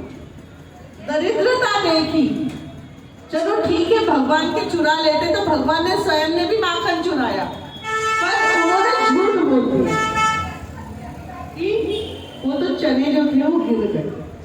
शेष कथा आपको पता है, गुरु माता दोनों विद्यार्थियों को लकड़ी ले जाने के लिए, लकड़ी लेने के लिए जंगल भेजती, और जंगल में क्या होता है कि वर्षा आ जाती है, उनके ब्राह्मण मित्र के पास में चने रह जाते हैं, भूख लगी थी तो उन्होंने खा लिए, और यहाँ पर भगवान के हिस्से के भी जो चने थे ना तो वो स्वयं ने खा लिए। खाने के पश्चात क्या हुआ, जब भगवान ने मांगे तो उन्होंने बोला कि गिर गए वो तो फिर बस भगवान ने कहते कितना दरिद्र है रे तू। तो उस दिन से उस ब्राह्मण के पास में केवल और केवल दरिद्रता रहे। तो हमको भगवान का जो भाग रहता है ना वो कभी भी खाना नहीं चाहिए। आजकल क्या हो गया है, जैसे हम किसी से बोले ना कि इधर जाके धर्म करना है, थोड़ा सा आप यहाँ पे चावल दान कर दो, यहाँ पे किसी कन्या का विवाह है तो बारातियों के लिए आप गरीब है कुछ नहीं कर पा रहा, शक्कर दान कर दो। हम जैसे कि संत लोगों के हृदय में ऐसी भाव उठते हैं, हम जाकर के किसी से कहते हैं, जिनके मन में भगवान के प्रति आस्था रहती है तो वो दान तो हृदय से कर देते हैं, और जिनके पास होते हुए भी जिनकी कंजूसाई रहती है ना कि नहीं बच्चों की फीस में लग गए, बच्चों के इलाज में लग गए, ये हो गया वो हो गया, जिसको नहीं करना हो ना उसके पास में नाना प्रकार के बहाने होते, और जिसको करना हो आंख बंद करके वो, जिसके पास 10 होगा वो 50 देगा, जिसके पास मन भाव, और जो भगवान के लिए देता है ना वो भगवान उसके ही भंडार भरता है। तो बस भगवान इस कथा से यही शिक्षा मिलती है, जो भगवान के हिस्से का था वो उन्होंने स्वयं ने पा लिया और झूठ बोलते तो भगवान ने कह दिया कि दरिद्र हो तुम दरिद्र ही बने रहो। तो अपने जीवन में दरिद्रता ऐसे आती है जब हम भगवान का भाग ले लेते हैं। भगवान का जो हिस्सा है प्रत्येक व्यक्ति को अपने जीवन में भिक्षा भी मिले, मतलब हम सन्यासियों को जो भिक्षा पात्र में भी जो कुछ आता है ना उसमें से भी हमको दान करना पड़ता है। हमारे आचार्य गुरुदेव एक कथा कह रहे थे कि सन्यासी लोग बड़े पवित्र रहते हैं, अपनी शुद्धता का बड़ा ध्यान रखते हैं, अपने आहार विचार बड़े शुद्ध पवित्र रखते हैं। तो एक उनका शिष्य था सन्यासियों का, तो वो भिक्षा करने गया, तो अब शूद्र जाति के घर से भी उनको रोटी मिली और एक क्षत्रिय के घर से भी रोटी मिली। अब वो रोटी लाते लाते यह भूल गए कि ऊपर शूद्र की रोटी थी कि ऊपर क्षत्रिय की रोटी थी। तो सन्यासी था, पिंडदान कर चुके हैं, अब जाकर के जब गुरुदेव के सामने रखा और गुरुदेव से कहते हैं कि ये रोटियां हैं जो हमको भिक्षा में मिली है वही हम प्रसाद खाएंगे, पर भगवान गुरुदेव हमें ये नहीं पता कि शूद्र के घर की रोटी कौन सी है और क्षत्रिय के घर की रोटी कौन सी है। तो बोले कि अच्छा आपको अगर नहीं पता तुलसी दल लो, भोग लगाओ, माता के सामने रखो, तो जो भी अशुद्धता वो सब पवित्र हो जाएगी और जो आपको प्राप्त होगा वो भगवान का प्रसाद होगा। तो आज जो सन्यासी होता है वो घर से प्राप्त करके एक जगह एकत्रित करके उसे प्रसाद के रूप में बता देता है। आपको मधुमक्खी का काम पता है क्या करता है? मधुमक्खी शहद देती है, शहद को कहते हैं मधु, और सन्यासी जो महात्मा होते हैं वो करते हैं मधुकरी। मधुकरी मतलब अगर आपने एक पुष्प से मधुमक्खी ने अगर रस लिया तो वो क्या मधुमक्खी के द्वारा रस लेने पे फूल क्या मुरझाता है, क्या टूटता है, गिरता है, खिलता है? नहीं। तो मधुकरी का मतलब महात्मा प्रत्येक घर से जाके थोड़ा इतना ही पर्याप्त, जितनी सामने वाले की सामर्थ्यता होती है उतना लेकर के एक जगह एकत्रित कर देते हैं। फिर जब अन्नकूट होता है, भंडारे होते हैं, जब वो महात्मा लुटा देता है सब कुछ। तो मधुकरी में यही होता है, जैसा मधुमक्खी जो काम करती है सब घर से एकत्रित करके, फूल से एकत्रित करके, मधु एकत्रित करके फिर औषधि देती है, तो यही औषधि का कार्य भी महात्मा।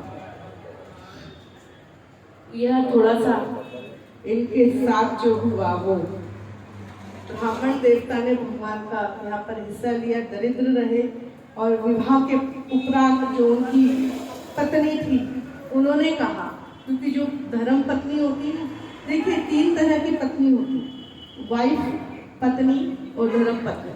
धर्म पत्नी वो मैंने पूर्व में कहा था जो पति से धर्म के काम करवाए, और पत्नी जो पति का पतन करवाए, और wife is a knife with cut the life. Kitty party, shopping, makeup करना, शरीर पे आंचल नहीं रखना, ये वाइफ के लक्षण। और धर्म पति पति के साथ धर्म के कार्य करें। ऐसे ही जो ब्राह्मण की धर्म पत्नी थी उन्होंने कहा कि यह जो द्वारकाधीश है वो तो आपके सखा है, वो आप उनसे जाके क्यों नहीं मदद लेते। तो अब जो ब्राह्मण स्वाभिमानी होता है वो कभी भी किसी के सामने ना झुकता है, ना किसी से मांगता है, ना किसी से कुछ अपेक्षा रखता है। जो सच्चा ब्राह्मण होगा, त्रिकाल संध्या करने वाला, दान करने वाला, धर्म करने वाला, वो कभी भी किसी के सामने मांगेगा नहीं। अब क्या हुआ कि जो ब्राह्मण की पत्नी थी उन्होंने उन्हें बड़ा निवेदन करके कहा कि चलो आप उनसे सहायता मत लो, बस उनसे आप मिलने चले जाओ। उन्हें पता था कि इनकी ये हालत देख करके भगवान कहीं ना कहीं कुछ ना कुछ मदद जरूर करेंगे। राजा के द्वार, वैद्यराज के द्वार, डॉक्टर के द्वार, गुरु के द्वार, और गुरु जो आपसे कुछ शिक्षा देता है उनके द्वार कभी भी खाली हाथ नहीं जाना चाहिए। कुछ ना कुछ हाथ में द्रव्य, पत्रम, पुष्पम लेके जरूर जाना चाहिए। आपके पास में कुछ नहीं हो तो फूल लेके जाओ। जब हम उधर काशी में थे तो एक बहुत अच्छे ब्राह्मण देवता थे, उनके पास कुछ नहीं होता था, उनके आंगन में चांदनी के, जूही के जितने भी पुष्प लगे रहते थे ना, वो लेकर के आ जाते थे। तो मैंने बोला कि हमारे तो इतने देवता ही नहीं है, तो आप ये फूल क्यों लाते हो?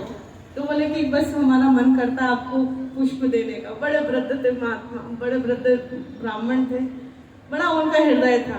तो हम उनके वो फूल स्वीकार करके फिर भगवान को हमने श्रृंगार करना प्रारंभ किया। ऐसे ही भगवान ने अनेकों अनेक यहाँ पर लीला करते हुए उन ब्राह्मण देवता पे कृपा करी और उनकी बुद्धि विवेक जागृत हुआ। उनकी पत्नी ने अपनी साड़ी का पल्ला फाड़ करके 4 घर से अलग अलग तंदूर जो चावल होते वो एकत्रित करके उनको भेंट स्वरूप दिया है। रास्ते में जाते वक्त बड़ा कष्ट हुआ है। अब रात्रि को उन्होंने यह सोचते हुए सोए कि अब सुबह मैं वापस अपने गांव को पुनः प्रस्थान कर दूंगा, क्योंकि मेरे मित्र की नगरी तो बहुत दूर है। और वहीं पर योग माया ने उन्हें ला करके अपनी नगरी के पास उठा दिया। देखो, जब हम कोई कार्य करने जाते हैं ना, हमको जितने भी कष्ट आए भगवान उन कष्टों का निवारण उसी समय कर देते हैं। बस अपने मन पवित्र होने चाहिए भगवान के प्रति। अब यहाँ पर उनके मन को पढ़ करके योग माया ने उनको दूर जंगल से लाकर उनके अपने नगर में पास सब जो देखे थे द्वारका की नगरी में बड़े अच्छी सुंदर सुंदर रेशमी पोशाक मुकुट पहन करके उनके सब के सब प्रजावासी घूम रहे। अब उन ब्राह्मण को देख करके बड़ा सबको दया आई और उनसे पूछा आपको कहाँ जाना है। जैसे ही भगवान का पता बताया है तो सभी के सभी द्वारका के वासियों ने उन ब्राह्मण देवता को ले जाकर के भगवान के द्वार छोड़ा, क्योंकि भगवान ने कहा कि मेरे द्वार पर किसी भी महात्मा, किसी ब्राह्मण को रोका नहीं जाना चाहिए। कुछ लोगों ने गलत कथाएं बनाई हैं, पर भगवान की कृपा ऐसी थी कि भगवान के द्वार पे कभी भी ब्राह्मणों को आना के लिए कोई मना नहीं करते थे। भगवान यहाँ पर ब्राह्मणों को बुलाते हैं और जब परिचय देखते उनको आलिंगन किया और आलिंगन करके बड़े रोए हैं और उनके पैरों को धोने के लिए परात में जल लाया, पर पैरों की दशा देखकर भगवान को इतना रोना आया है ना, तो भगवान ने अपने नेत्र से ही उनके पैरों को धोया है। जब भगवान अपने भक्तों की परीक्षा लेते हैं ना, कठोर से कठोर दंड देंगे, बहुत ही कठोर अवस्था में ले जाकर के जब फिर दया करेंगे ना, उस हद तक दया करेंगे, छप्पर फाड़ कर देंगे आपको। आपने यकीन नहीं किया होगा भगवान फिर कैसी कृपा करते हैं। ऐसी ही कृपा करी है भगवान ने। अन्य कथा आपको भगवान की पता है, ब्राह्मण देवता का स्वागत सत्कार हुआ गया। समस्त पटरानी को उन्होंने आशीर्वाद दिया, जाने के लिए लगे। तो अब पूछते हैं कि हमारी भाभी श्री ने क्या दिया है। तो अब एक पोटली थी, पोटली को देखा और पोटली को खोल करके जैसे ही देखा कि इतने सुंदर अमृतमय चावल मेरे को भाभी ने दिए। कच्चे चावल को लिया है, पहले मुट्ठी खाई है भगवान ने, समस्त दुनिया का यश कीर्ति वैभव ब्राह्मण देवता को दे दिया। दूसरी मुट्ठी खाई है तो स्वर्ग का सुख समस्त उन ब्राह्मण देवता के चरणों में समर्पित किया है। और जैसे ही तीसरी मुट्ठी खाने लगे तो वहां पर उनकी पत्नी रुक्मणी ने रोक दिया, बोले कि आप नाथ ये क्या कर रहे हो, हमें भी दीजिए। पर अंदर का संवाद यह था रुक्मणी जी और कृष्ण का कि आप अपने आप को समर्पित मत करो, अगर आपने समर्पित कर दिया तो हमारा क्या हो। तो भक्त के ऊपर तो भगवान ऐसे रीझ जाते हैं, ऐसे रीझ जाते हैं, बस भक्ति के भाव उनको होने चाहिए। एक बार की बात थी, सुतल लोक में जाने के लिए उन्होंने लक्ष्मी जी को जाना पड़ा था उनको लेने के लिए। तो इसलिए कभी भी भगवान को लक्ष्मी जी रोकती है कि आप भक्तों को सब कुछ दो, पूरा का पूरा ब्रह्मांड का सुख ऐश्वर्य लौटा दो, पर अपने आप को समर्पित करो। जब भगवान समर्पित हो जाते हैं तो माता लक्ष्मी को बड़ा कष्ट होता है, तो इसलिए उन्होंने रोका। और ऐसे ही जब वापस ब्राह्मण जाने लगे तो जो पीताम्बरी और जो पिनार रखा था उनको रेशमी वस्त्र उतरवा लिए, तू जा रहा हो तो तू ऐसे ही जा, तो भगवान के द्वार से वापस जाओ ना, तो भगवान का प्रसाद ग्रहण करके भगवान की भक्ति लेके जाना। आपको नहीं पता भगवान क्या चमत्कार कर देंगे आपके। बहुत चमत्कार देखे हैं, बहुत भगवान की लीलाएं देखी, बहुत स्पष्ट हुआ है। तो भगवान की कृपा हर किसी पे नहीं होती, और होती है तो ऐसी होती है कि भगवान सब कुछ दे देते हैं। आगे की कथा में एक बहुत अच्छी कथा आती है, इसी 10वें स्कंध में। संकट मोचन से क्या समझते हैं आप? हा? संकट मोचन नाम सुना है? हा? तो बाली समय रवि भक्षलियो तवती नहीं लोग, वो तो हनुमान जी का। यहाँ पे शंकर जी का संकट मोचन। ये बहुत ही सुंदर कथा है श्रीमद् भागवत में 10वें स्कंध के 87 अध्याय में। 87 अध्याय में ध्यान से सुनिएगा। इतनी भागवत सुनी होगी पर ये भगवान का शंकर जी का संकट मोचन नहीं सुना। एक बार शकुनी नंदन, अभी शकुनी कौन है सबको पता है? कौन है शकुनी? किसका? अर्जुन का मामा है।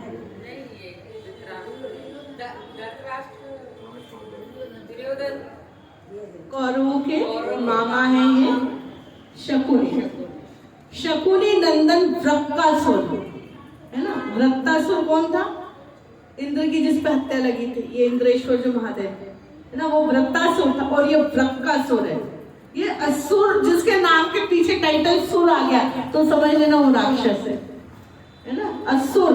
तो वृक्कासुर जो था ये शकुनी नंदन था। तपस्या करी, वरदान मांग लिया, क्या? जिसके सर पे भी हाथ रखो वो जल के भस्म हो। जैसे भस्मासुर ने मांगा था ऐसे ही वरदान वृक्कासुर शकुनी नंदन ने। याद रखना ये कहानी। और इससे क्या शिक्षा मिल रही है? बहुत अच्छी कथा है ये। वृक्कासुर ने यह वरदान मांगा कि मैं जिसके भी सर पे हाथ रखूं वह जल के भस्म हो जाए। शंकर भगवान तो ओगरदानी है, इतना लुटा देते, जो मांगो वो मिल जाता है, पर उसका पश्चाताप शंकर जी को स्वयं करना पड़ता है, मैंने ये क्या कर दिया। ऐसे ये शंकर जी का संकट मोचन के नाम से यह अध्याय है। अब क्या हुआ है? शकुनी नंदन ने तपस्या करी, वरदान पाया। अब वो वृक्कासुर पूरी सृष्टि को भस्म करने लगे। वृक्ष के ऊपर हाथ रखे तो वृक्ष भस्म हो, पौधे वनस्पति सब भस्म होने लगे, जीव जंतु भस्म होने लगे।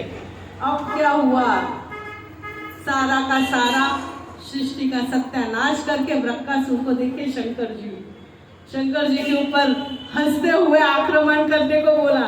तो भगवान ने अपनी जटाएं खोली और भागते गए ब्रह्मा जी के पास गए। तो देखा तो ब्रह्मा जी के पीछे पीछे भी वो ब्रह्मलोक में आ गए शंकर जी को लेने के, जैसे भस्मासुर ने किया था ना, ऐसे ही करके अब शंकर जी ने विष्णु जी के ऊपर शरणागति ली।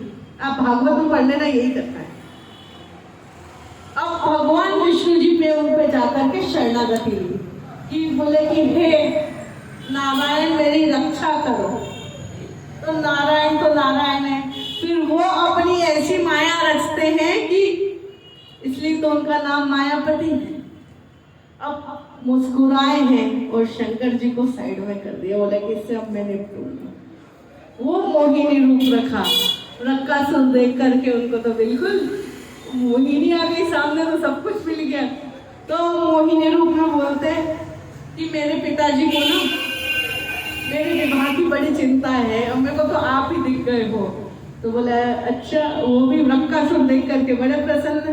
पर मोहिनी ने भगवान नारायण ने एक शर्त रखी कि मेरे पिताजी उसी से विवाह करेंगे जिसको मेरे जैसा नृत्य करते आता।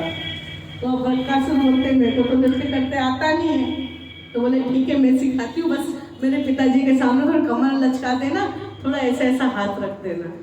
अब एक दो बार तो उनको स्मरण रहा कि मैं अपने सर के ऊपर अपना हाथ रख दूंगा तो मैं भस्म हो जाऊंगा। पर मोहिनी के माया में वृक्कासुर ऐसा अंधा हो गया और नृत्य करते करते अपना ही हाथ अपने सर पे रख दिया और वो वहीं पे जल के भस्म हो गया। फिर शंकर जी ने देखा कि जब वृक्कासुर स्वयं भस्म हुआ है तो शंकर जी ने अपनी पुनः जटा बनाई और विष्णु जी के पास जाते हैं और कहते हैं कि अगर आज आप नहीं होते तो आज मैं भी भस्म हो जाता। तो यहाँ पर विष्णु जी जो कहते हैं सुनिए।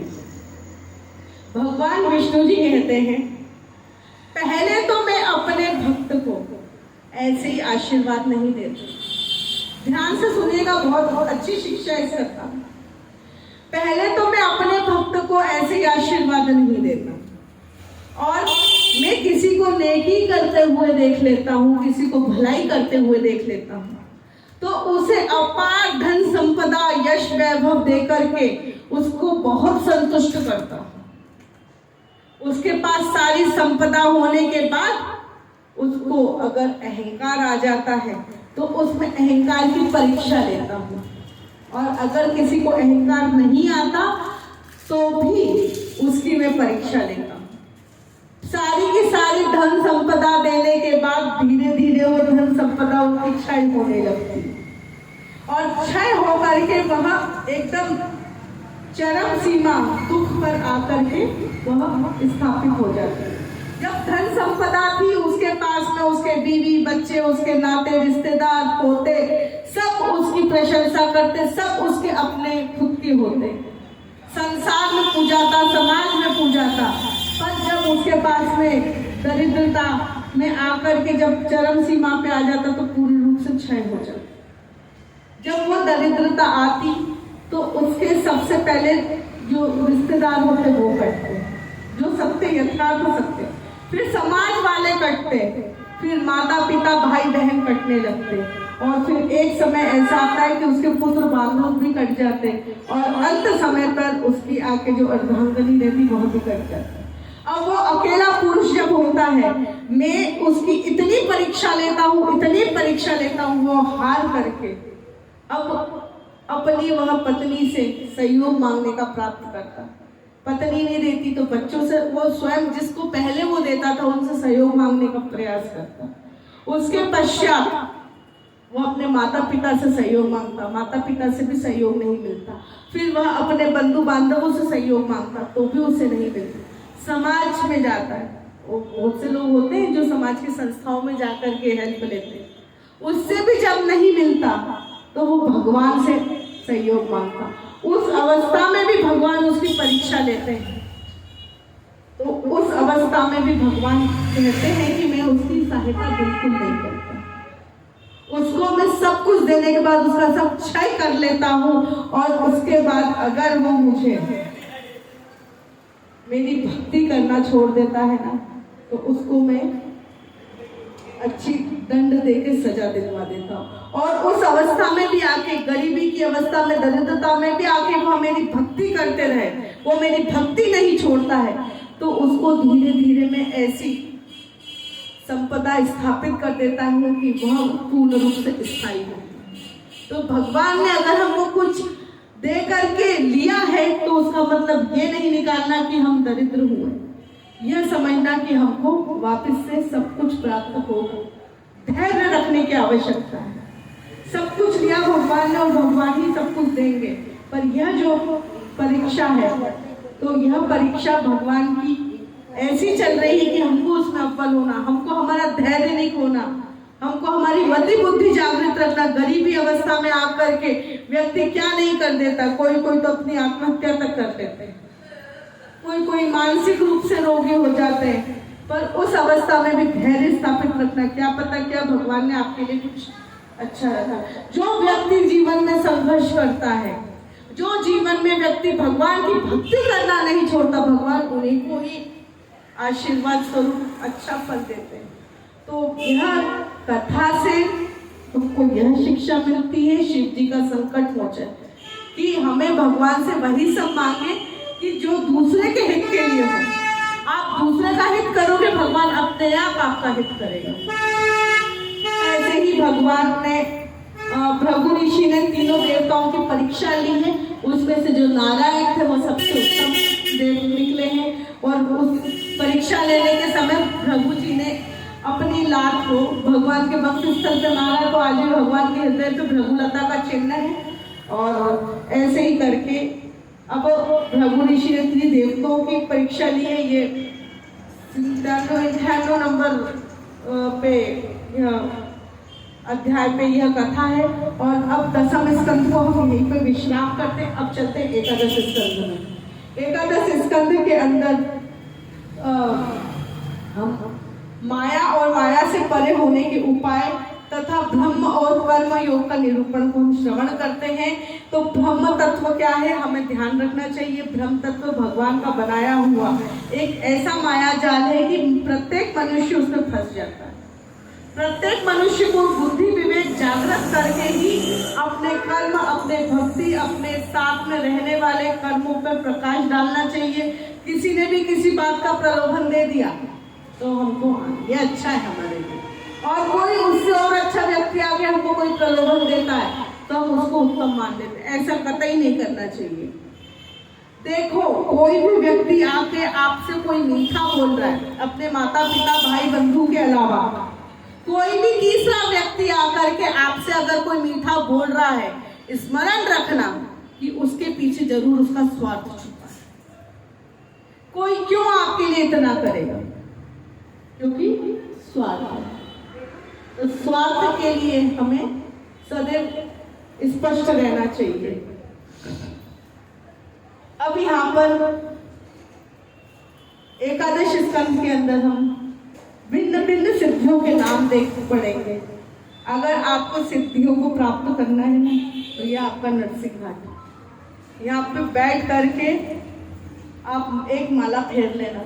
41 दिन तक अगर आपने कोई भी एक मंत्र सिद्ध कर लिया तो वो सिद्धियाँ आपको प्राप्त होगी। ये अष्ट सिद्धियों में अरिमा गरिमा व्यक्ति मनुष्य जातक अपने आप को सबसे छोटा कर लेता, सबसे बड़ा कर लेता, जो कि सब हनुमान जी के पास थी। ऐसे ही जाकर के यहाँ पर ज्ञान योग, कर्म योग और भक्ति योग। भक्ति योग क्या है? भक्ति योग केवल और केवल मनुष्य को अपनी अंदर आत्मा को शुद्ध करना और अपने आराध्य की सेवा में स्थापित करना ही भक्ति योग कहलाता। और कर्म योग, हम जो भी कुछ काम कर रहे हैं, देखो कर्म अच्छे भी होते बुरे भी होते, में जब होते हैं जब अगर किसी की आत्मा को कष्ट हो। अगर हम ऐसा कोई काम करें कि किसी की आत्मा को कष्ट हो रहा हो तो वह हमें काम करना छोड़ देना चाहिए।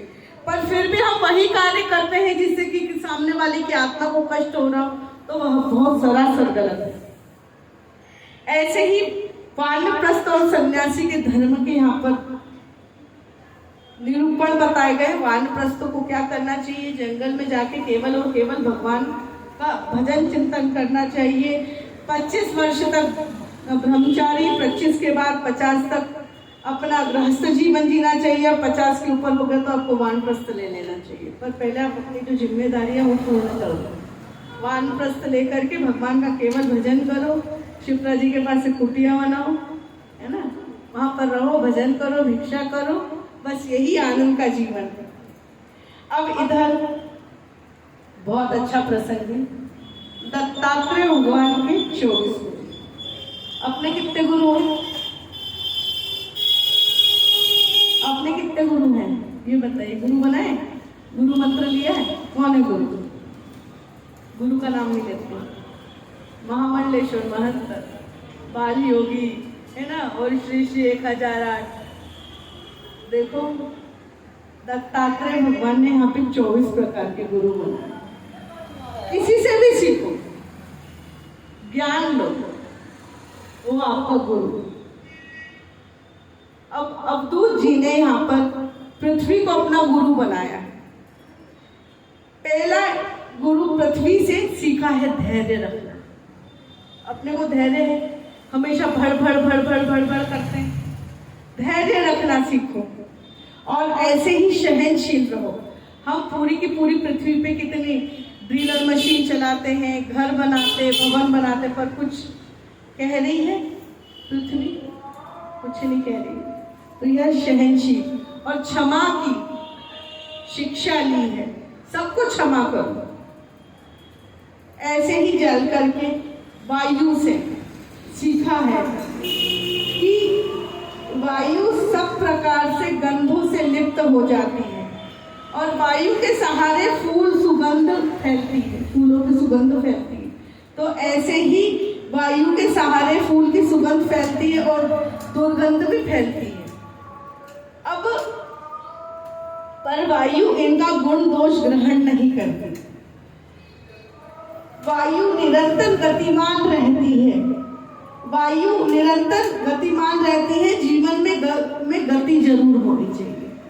गति को हम कहते हैं पुरुषार्थ। जीवन में प्रत्येक व्यक्ति के पुरुषार्थ होना जरूरी है, ठहराव नहीं होना चाहिए।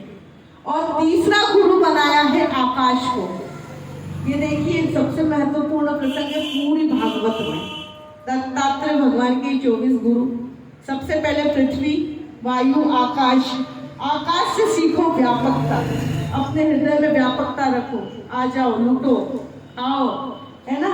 और इसी प्रकार परमात्मा में भी व्यापकता है और उनको निहार के विचार करो कि आकाश कितना विशाल है, कितना ऊंचा है। तो हमको भी हमारे जीवन में ऊंचाइयों पे जाना चाहिए। ऐसा नहीं कि हाँ ठीक है, आलस कर दिया, है ना। आलस नहीं करना चाहिए जीवन में। हमेशा जीवन में आगे बढ़ने की कोशिश करो, कुछ ना कुछ करते रहो। अब इसके बाद जल तत्व। जल तत्व से सीखा है शीतलता। अपने हृदय में किस प्रकार से पवित्रता रखो, मधुरता लो और मनुष्य को मधुर भाषी होना चाहिए, शीतल भाषी होना चाहिए। ऐसे ही आगे सीखा है जो 5वां गुरु है वो है अग्नि। अग्नि स्वयं जलती है पर दूसरे को प्रकाश देती है। तो अगर हमें ऐसा मौका मिल जाए जीवन में कि हमको स्वयं जल करके दूसरे को हमको प्रसन्नता देनी पड़ जाए तो वह भी कष्ट हमें देखना चाहिए। छठा गुरु बनाया है, छठा गुरु बनाया है चंद्रमा को। ना तो चंद्रमा घटता है ना बढ़ता है, बस उसकी कलाएं घटती बढ़ती रहती है।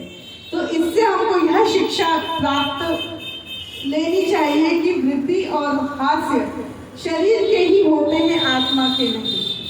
तो यहाँ हमारे जीवन में जो सुख दुख आते हैं ना, कभी धूप कभी छाई, यहाँ एक शरीर की अवस्था है, आत्मा की अवस्था नहीं है। तो आत्मा को प्रसन्न होकर कभी भी दुखी नहीं होना चाहिए और हमें हमारी आत्मा की शून्यता को महसूस नहीं करना चाहिए। अब यहाँ पर दत्तात्रेय भगवान ने 7वें गुरु के रूप में हमने सूरज को बनाया है। जो सूरज है वह बड़ा परोपकारी है। संसार में सभी जीवों को सूर्य की ही तरह चलना चाहिए और अहंकार नहीं होना चाहिए। सूरज प्रत्येक को उजाला देता है और नियमितता हमको सूरज से सीखनी चाहिए। अगर कभी दिन नहीं हो तो सुबह के 8 बज गई 10 बज गई सूरज नहीं हो तो कभी ऐसा हुआ है? हाँ चलो बरसात के दिन में बादल रहते सूरज नहीं दिखता, पर सूरज जैसे नियमित है ऐसे हमको नियमित होना चाहिए। जब तक आप अपने जीवन में कोई प्रकार का नियम नहीं बनाओगे तो आपको जीवन में कोई लक्ष्य प्राप्ति नहीं हो पाएगी। नियम बनाना जरूरी है। कभी भी सो रहे हैं, कभी भी उठ रहे हैं, कभी भी खा रहे हैं, ऐसा नहीं। एक नियम कि 8 बजे भोजन यानी भोजन, 8 बजे ब्रेकफास्ट यानी ब्रेकफास्ट और सुबह 7 बजे भगवान को जल। ऐसी तरह से हमको जीवन में एक नियमितता बतानी चाहिए। कबूतर से अवधूत जी ने सीखा है कि हमारे वास्तविक मूल उद्देश्य और लक्ष्य का चिंतन करते हुए हमें फुर्सत भी नहीं मिलनी चाहिए। हमारा वास्तविक चिंतन के हमारा जीवन जीना है। कबूतर क्या करता है? अगर हम उसको कुछ पत्र ले तो उसी के पास जाता है जहाँ पे जाना चाहिए, है ना? ऐसे ही अजगर से सीखा है संतोष वृत्ति जी। सोया रहता आराम से, कोई टेंशन नहीं, संतोष होना चाहिए हृदय में। आज LG का मॉडल है तो कल फिलिप्स का चाहिए, कल फिलिप्स का आ गया तो अब इसका चाहिए, है ना, सैमसंग का चाहिए। मतलब मन में तृप्ति नहीं होती है। ऑटोमेटिक, पहले तो वो करना पड़ता था मशीन, सब तो ऑटोमेटिक आ गया है ना? ऑटोमेटिक टीवी, ब्लूटूथ, बस बैठे बैठे बोल तो वही चैनल चलेगा जो हमको देखना है। तो अजगर से सीखो यहाँ पर मन में संतुष्टि। समुद्र से शिक्षा ग्रहण करी है कि मनुष्य को सर्वदा प्रसन्न और गंभीर रहना चाहिए, टेंशन नहीं रखना चाहिए। नहीं तो कोई ऐसे उदासी मन के दिखते कि उनकी शक्ल देखना तक पसंद नहीं आती, और कोई ऐसे हंसमुख रहते हैं, गले पे गाल पे लाली गिरती रहती है, वो भले ही मेकअप नहीं करे। और कोई तो ऐसी शक्ल के होते हैं कि बड़े से बड़े ब्यूटी पार्लर भी चले जाएंगे, हाँ, श्रृंगार भी करेंगे, लोग पोता पाती भी कर लेंगे, फिर भी उनको सुंदरता उनके मुख पर नहीं दिखती। ऐसी पतंगा संसार एवं प्रकृति में विचार करते हुए जब आगे बढ़े तो पतंगा को भगवान देखते हैं और पतंगा से सीखा कि वह मेरा गुरु किस रूप में आगे बने हैं। अब यहाँ पर इंद्रियों को वश में रखने वाला पुरुष स्त्री के सौंदर्य को देख के ऐसा मोहित हो जाता है कि जैसे जीवन का सर्वनाश ही अपना कर लेता है। ऐसे ही वासना व्यक्ति को पतित कर देती है। पतंगा मैंने शिक्षा ली है कि रूप वासनात्मक भाव से देखे तो पतित हो जाता है और अपनी दृष्टि से भक्ति पूर्वक जगाओ। सौंदर्य परमात्मा का रूप है और आदर करो, उसका सम्मान करो और स्वयं का कल्याण करो। संसार में भी मर्यादा और शांति बने रहे। और अब जीवन में प्रमुख कारण मनुष्य की वासना की। भ्रमर से सीखा है कि थोड़ा थोड़ा रस लेकर के संग्रह करके एक फूल पर बैठना नहीं चाहिए, सभी का रस लेना चाहिए। ऐसे ही बुद्धिमान पुरुष को सभी शास्त्रों का सार याद होना चाहिए। समझिए, जो बुद्धिमान पुरुष होता है, ज्ञानवान होता है, उसको एक से ही नहीं, आप माना डॉक्टर हो पर थोड़ा आपको इंजीनियरिंग का ध्यान होना चाहिए, स्क्रू ड्राइवर पेचकस चलाते भी आना चाहिए, है ना। भूख लगे तो रोटी बनाना छोड़ो, चलो मैगी बनाते आना चाहिए। प्रत्येक का आपको ज्ञान होना चाहिए, एक का ही ज्ञान नहीं होना चाहिए। भ्रमण से शिक्षा लो। मधुमक्खी से सीखा है, मधु का संग्रह करती है परंतु उसे भागकर भी कोई मधु नहीं ले जा सकता। एवं धन संपत्ति यदि मनुष्य के पास आ जाए तो उसे संग्रह मत करो, उसका उपयोग करो और उसका दान करो। उस उस धन को समाज सेवा में लगाओ। समाज में ऐसे कितने ही लोग हैं जो ना खा पाते हैं, ना पी पाते हैं, ना खिला पाते हैं। ऐसे लोगों का धन व्यर्थ ही चला जाता है। धन संपत्ति का लोक हित में, राष्ट्र हित में उपयोग करना चाहिए। आज का दिया हुआ दान, किया हुआ सत्कर्म आपके भावी जीवन के लिए सुरक्षित रहता है। गत जन्मों में किया था वो आज हम भोग रहे हैं, और जो हम आज कर रहे हैं वो हमको कल प्राप्त होगा। इसलिए संग्रह वृत्ति का त्याग कर दान वृत्ति का अपनाना चाहिए। ये मधुमक्खी से सीखा है। अब 14 गुरु जो है वो हाथी। जंगलों में हाथी पकड़ने के लिए लोग एक बड़ा सा गड्ढा करते हैं और उसके ऊपर घास फूस रख करके हथनी बना करके खड़ी कर देते हैं। तो उसके पीछे हाथी आता है और हाथी इतना आसक्त हो जाता है, आदमी भी स्पर्श सुख के पीछे पागल हो जाता है। अपना मान सम्मान, स्वतंत्रता सब कुछ छोड़ करके ऐसा आसक्त हो जाता है। तो इसलिए हमको हाथी से धीरता, गंभीरता सीखनी चाहिए। हिरण से सीखा है। संगीत की मधुर ध्वनि में हिरण मस्त हो जाता है और वह पागल सा बन जाता है। और देखा अभी कुछ दिनों पहले एक वीडियो वायरल हुई थी कि हरे कृष्ण का भजन हो रहा था और एक हिरण नाच रहा था। तो जब आप हिरण के सामने कोई भी भजन, कोई भी सत्संग करोगे ना, तो हिरण अपनी मस्ती में नाचने लगेगा और शिकारी घात में उस अवसर पा करके हिरण को अपने जाल में फंसा लेता है। तो इस भागवत कार ने संगीत गायन को क्यों नहीं कहा रहा, और संगीत कभी भी जब हो तो भगवान की भक्ति का होना चाहिए। अश्लील संगीत नहीं होना चाहिए। ऐसा संगीत हो कि जिसमें भाव भक्ति पूर्ण रूप से बनी रहे। तो भक्ति करना सीखो।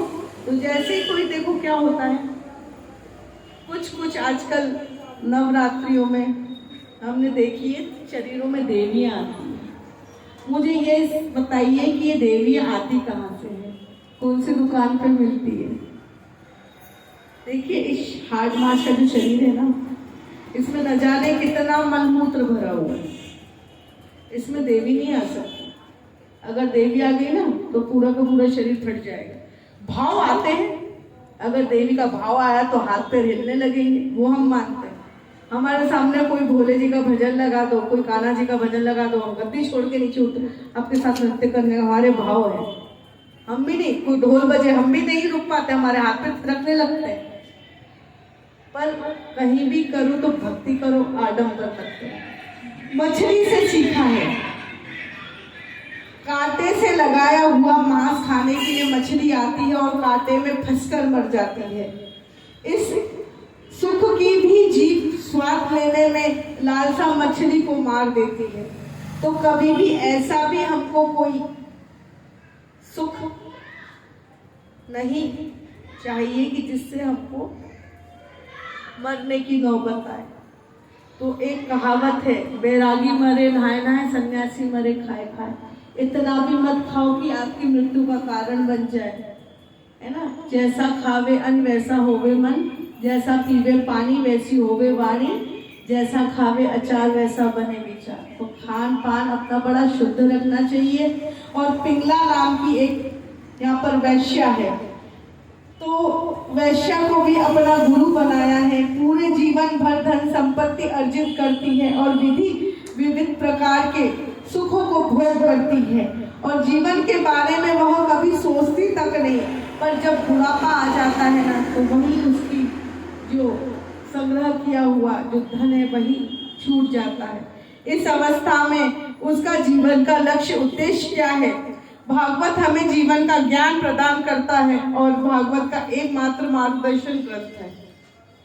इसलिए हमें सदैव चिंतन करते हुए आगे का सोचना चाहिए। आपके पास कोई धन आ गया तो धन आते से हमें लुटाना नहीं चाहिए। भविष्य के लिए उसे कुछ न कुछ सेविंग्स करके रखना चाहिए। बालक को भी यहाँ पर अपना गुरु बनाया है। एक भोला सा नन्हा सा बालक और दूसरे वह पुरुष की गुणातीत हो गया। साधु के पास शांति है, आनंद है, प्रसन्नता है, क्योंकि उसके पास परम स्रोत आ रही है। ऐसे ही जो व्यक्ति संसार में जो टेंशन रहते हैं उसमें विलुप्त रहता है, पर छोटे से बच्चे के पास टेंशन रहता है क्या? नहीं। तो छोटे बच्चे से ये सीखना चाहिए कि कितना मस्त होकर अपने खिलौने से, अपने अध्ययन से खेलता है। ऐसे ही एक छोटी सी कथा है, बालक को लेकर के स्मरण आई है। ये बालक था, उसने क्या किया कि अपने भाई को देखा, वो उसका भाई एक प्लास्टिक के खिलौने से खेलता है।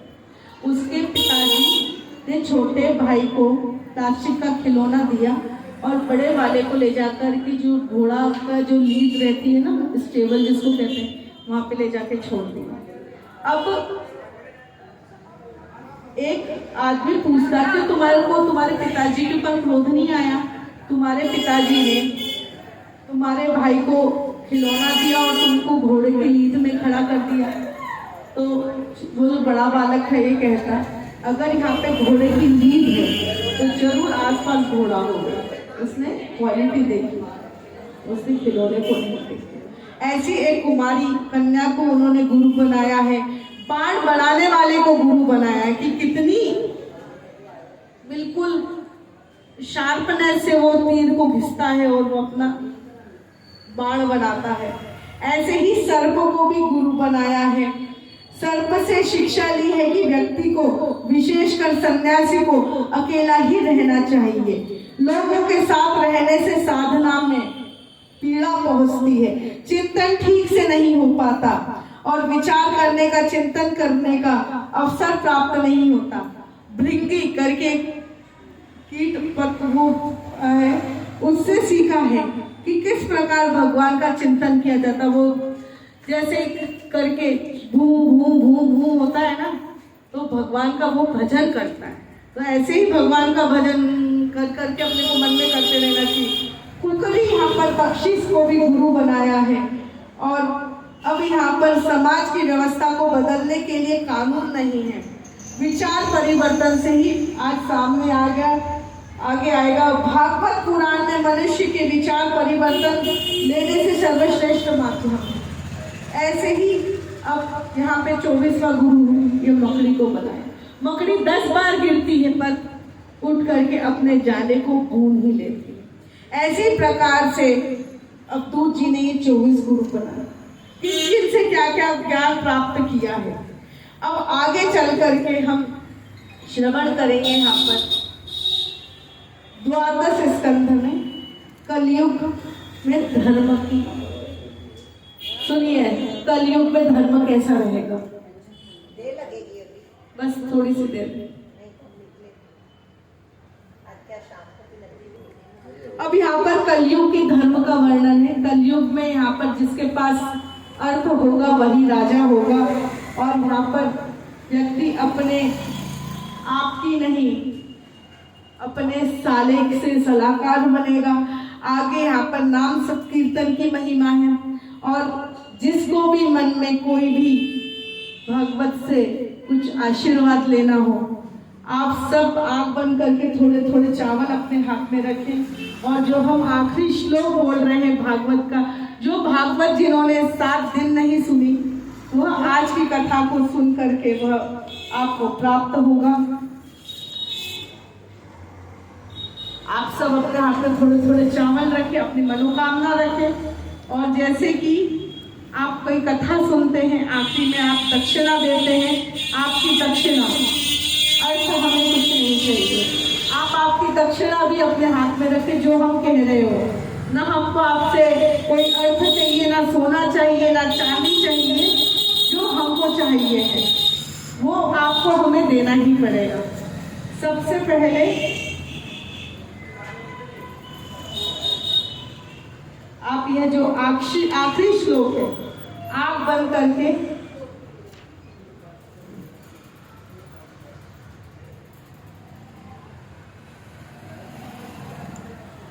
जो हम बोले वो आपको बोलना है। नाम संकीर्तनम यस्य, जोर से, नाम संकीर्तनम यस्य सर्व पाप प्रणाशनम, प्रणामो दुख समस्त नमामि हरि परम, नमामि हरि परम, नमामि हरि परम। नमामि हरि परम। ये भागवत जी का यह विश्राम का श्लोक, और भागवत जी इसी प्रकार से यहाँ विश्राम होती है।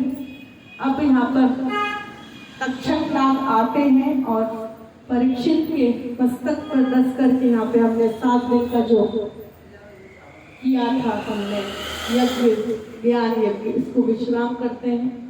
अब देखिए, अब आती है भागवत जी की विदाई। एक एक दिन करते करते पूरे के पूरे 7 दिन सप्ताह यहाँ पर विश्राम हुआ। गत हमने रविवार से प्रारंभ किया, शनिवार हो गया, पता ही नहीं चला कब इतने दिन हो गए। और ऐसे ही कथा हमारी आगे चलती रहेगी।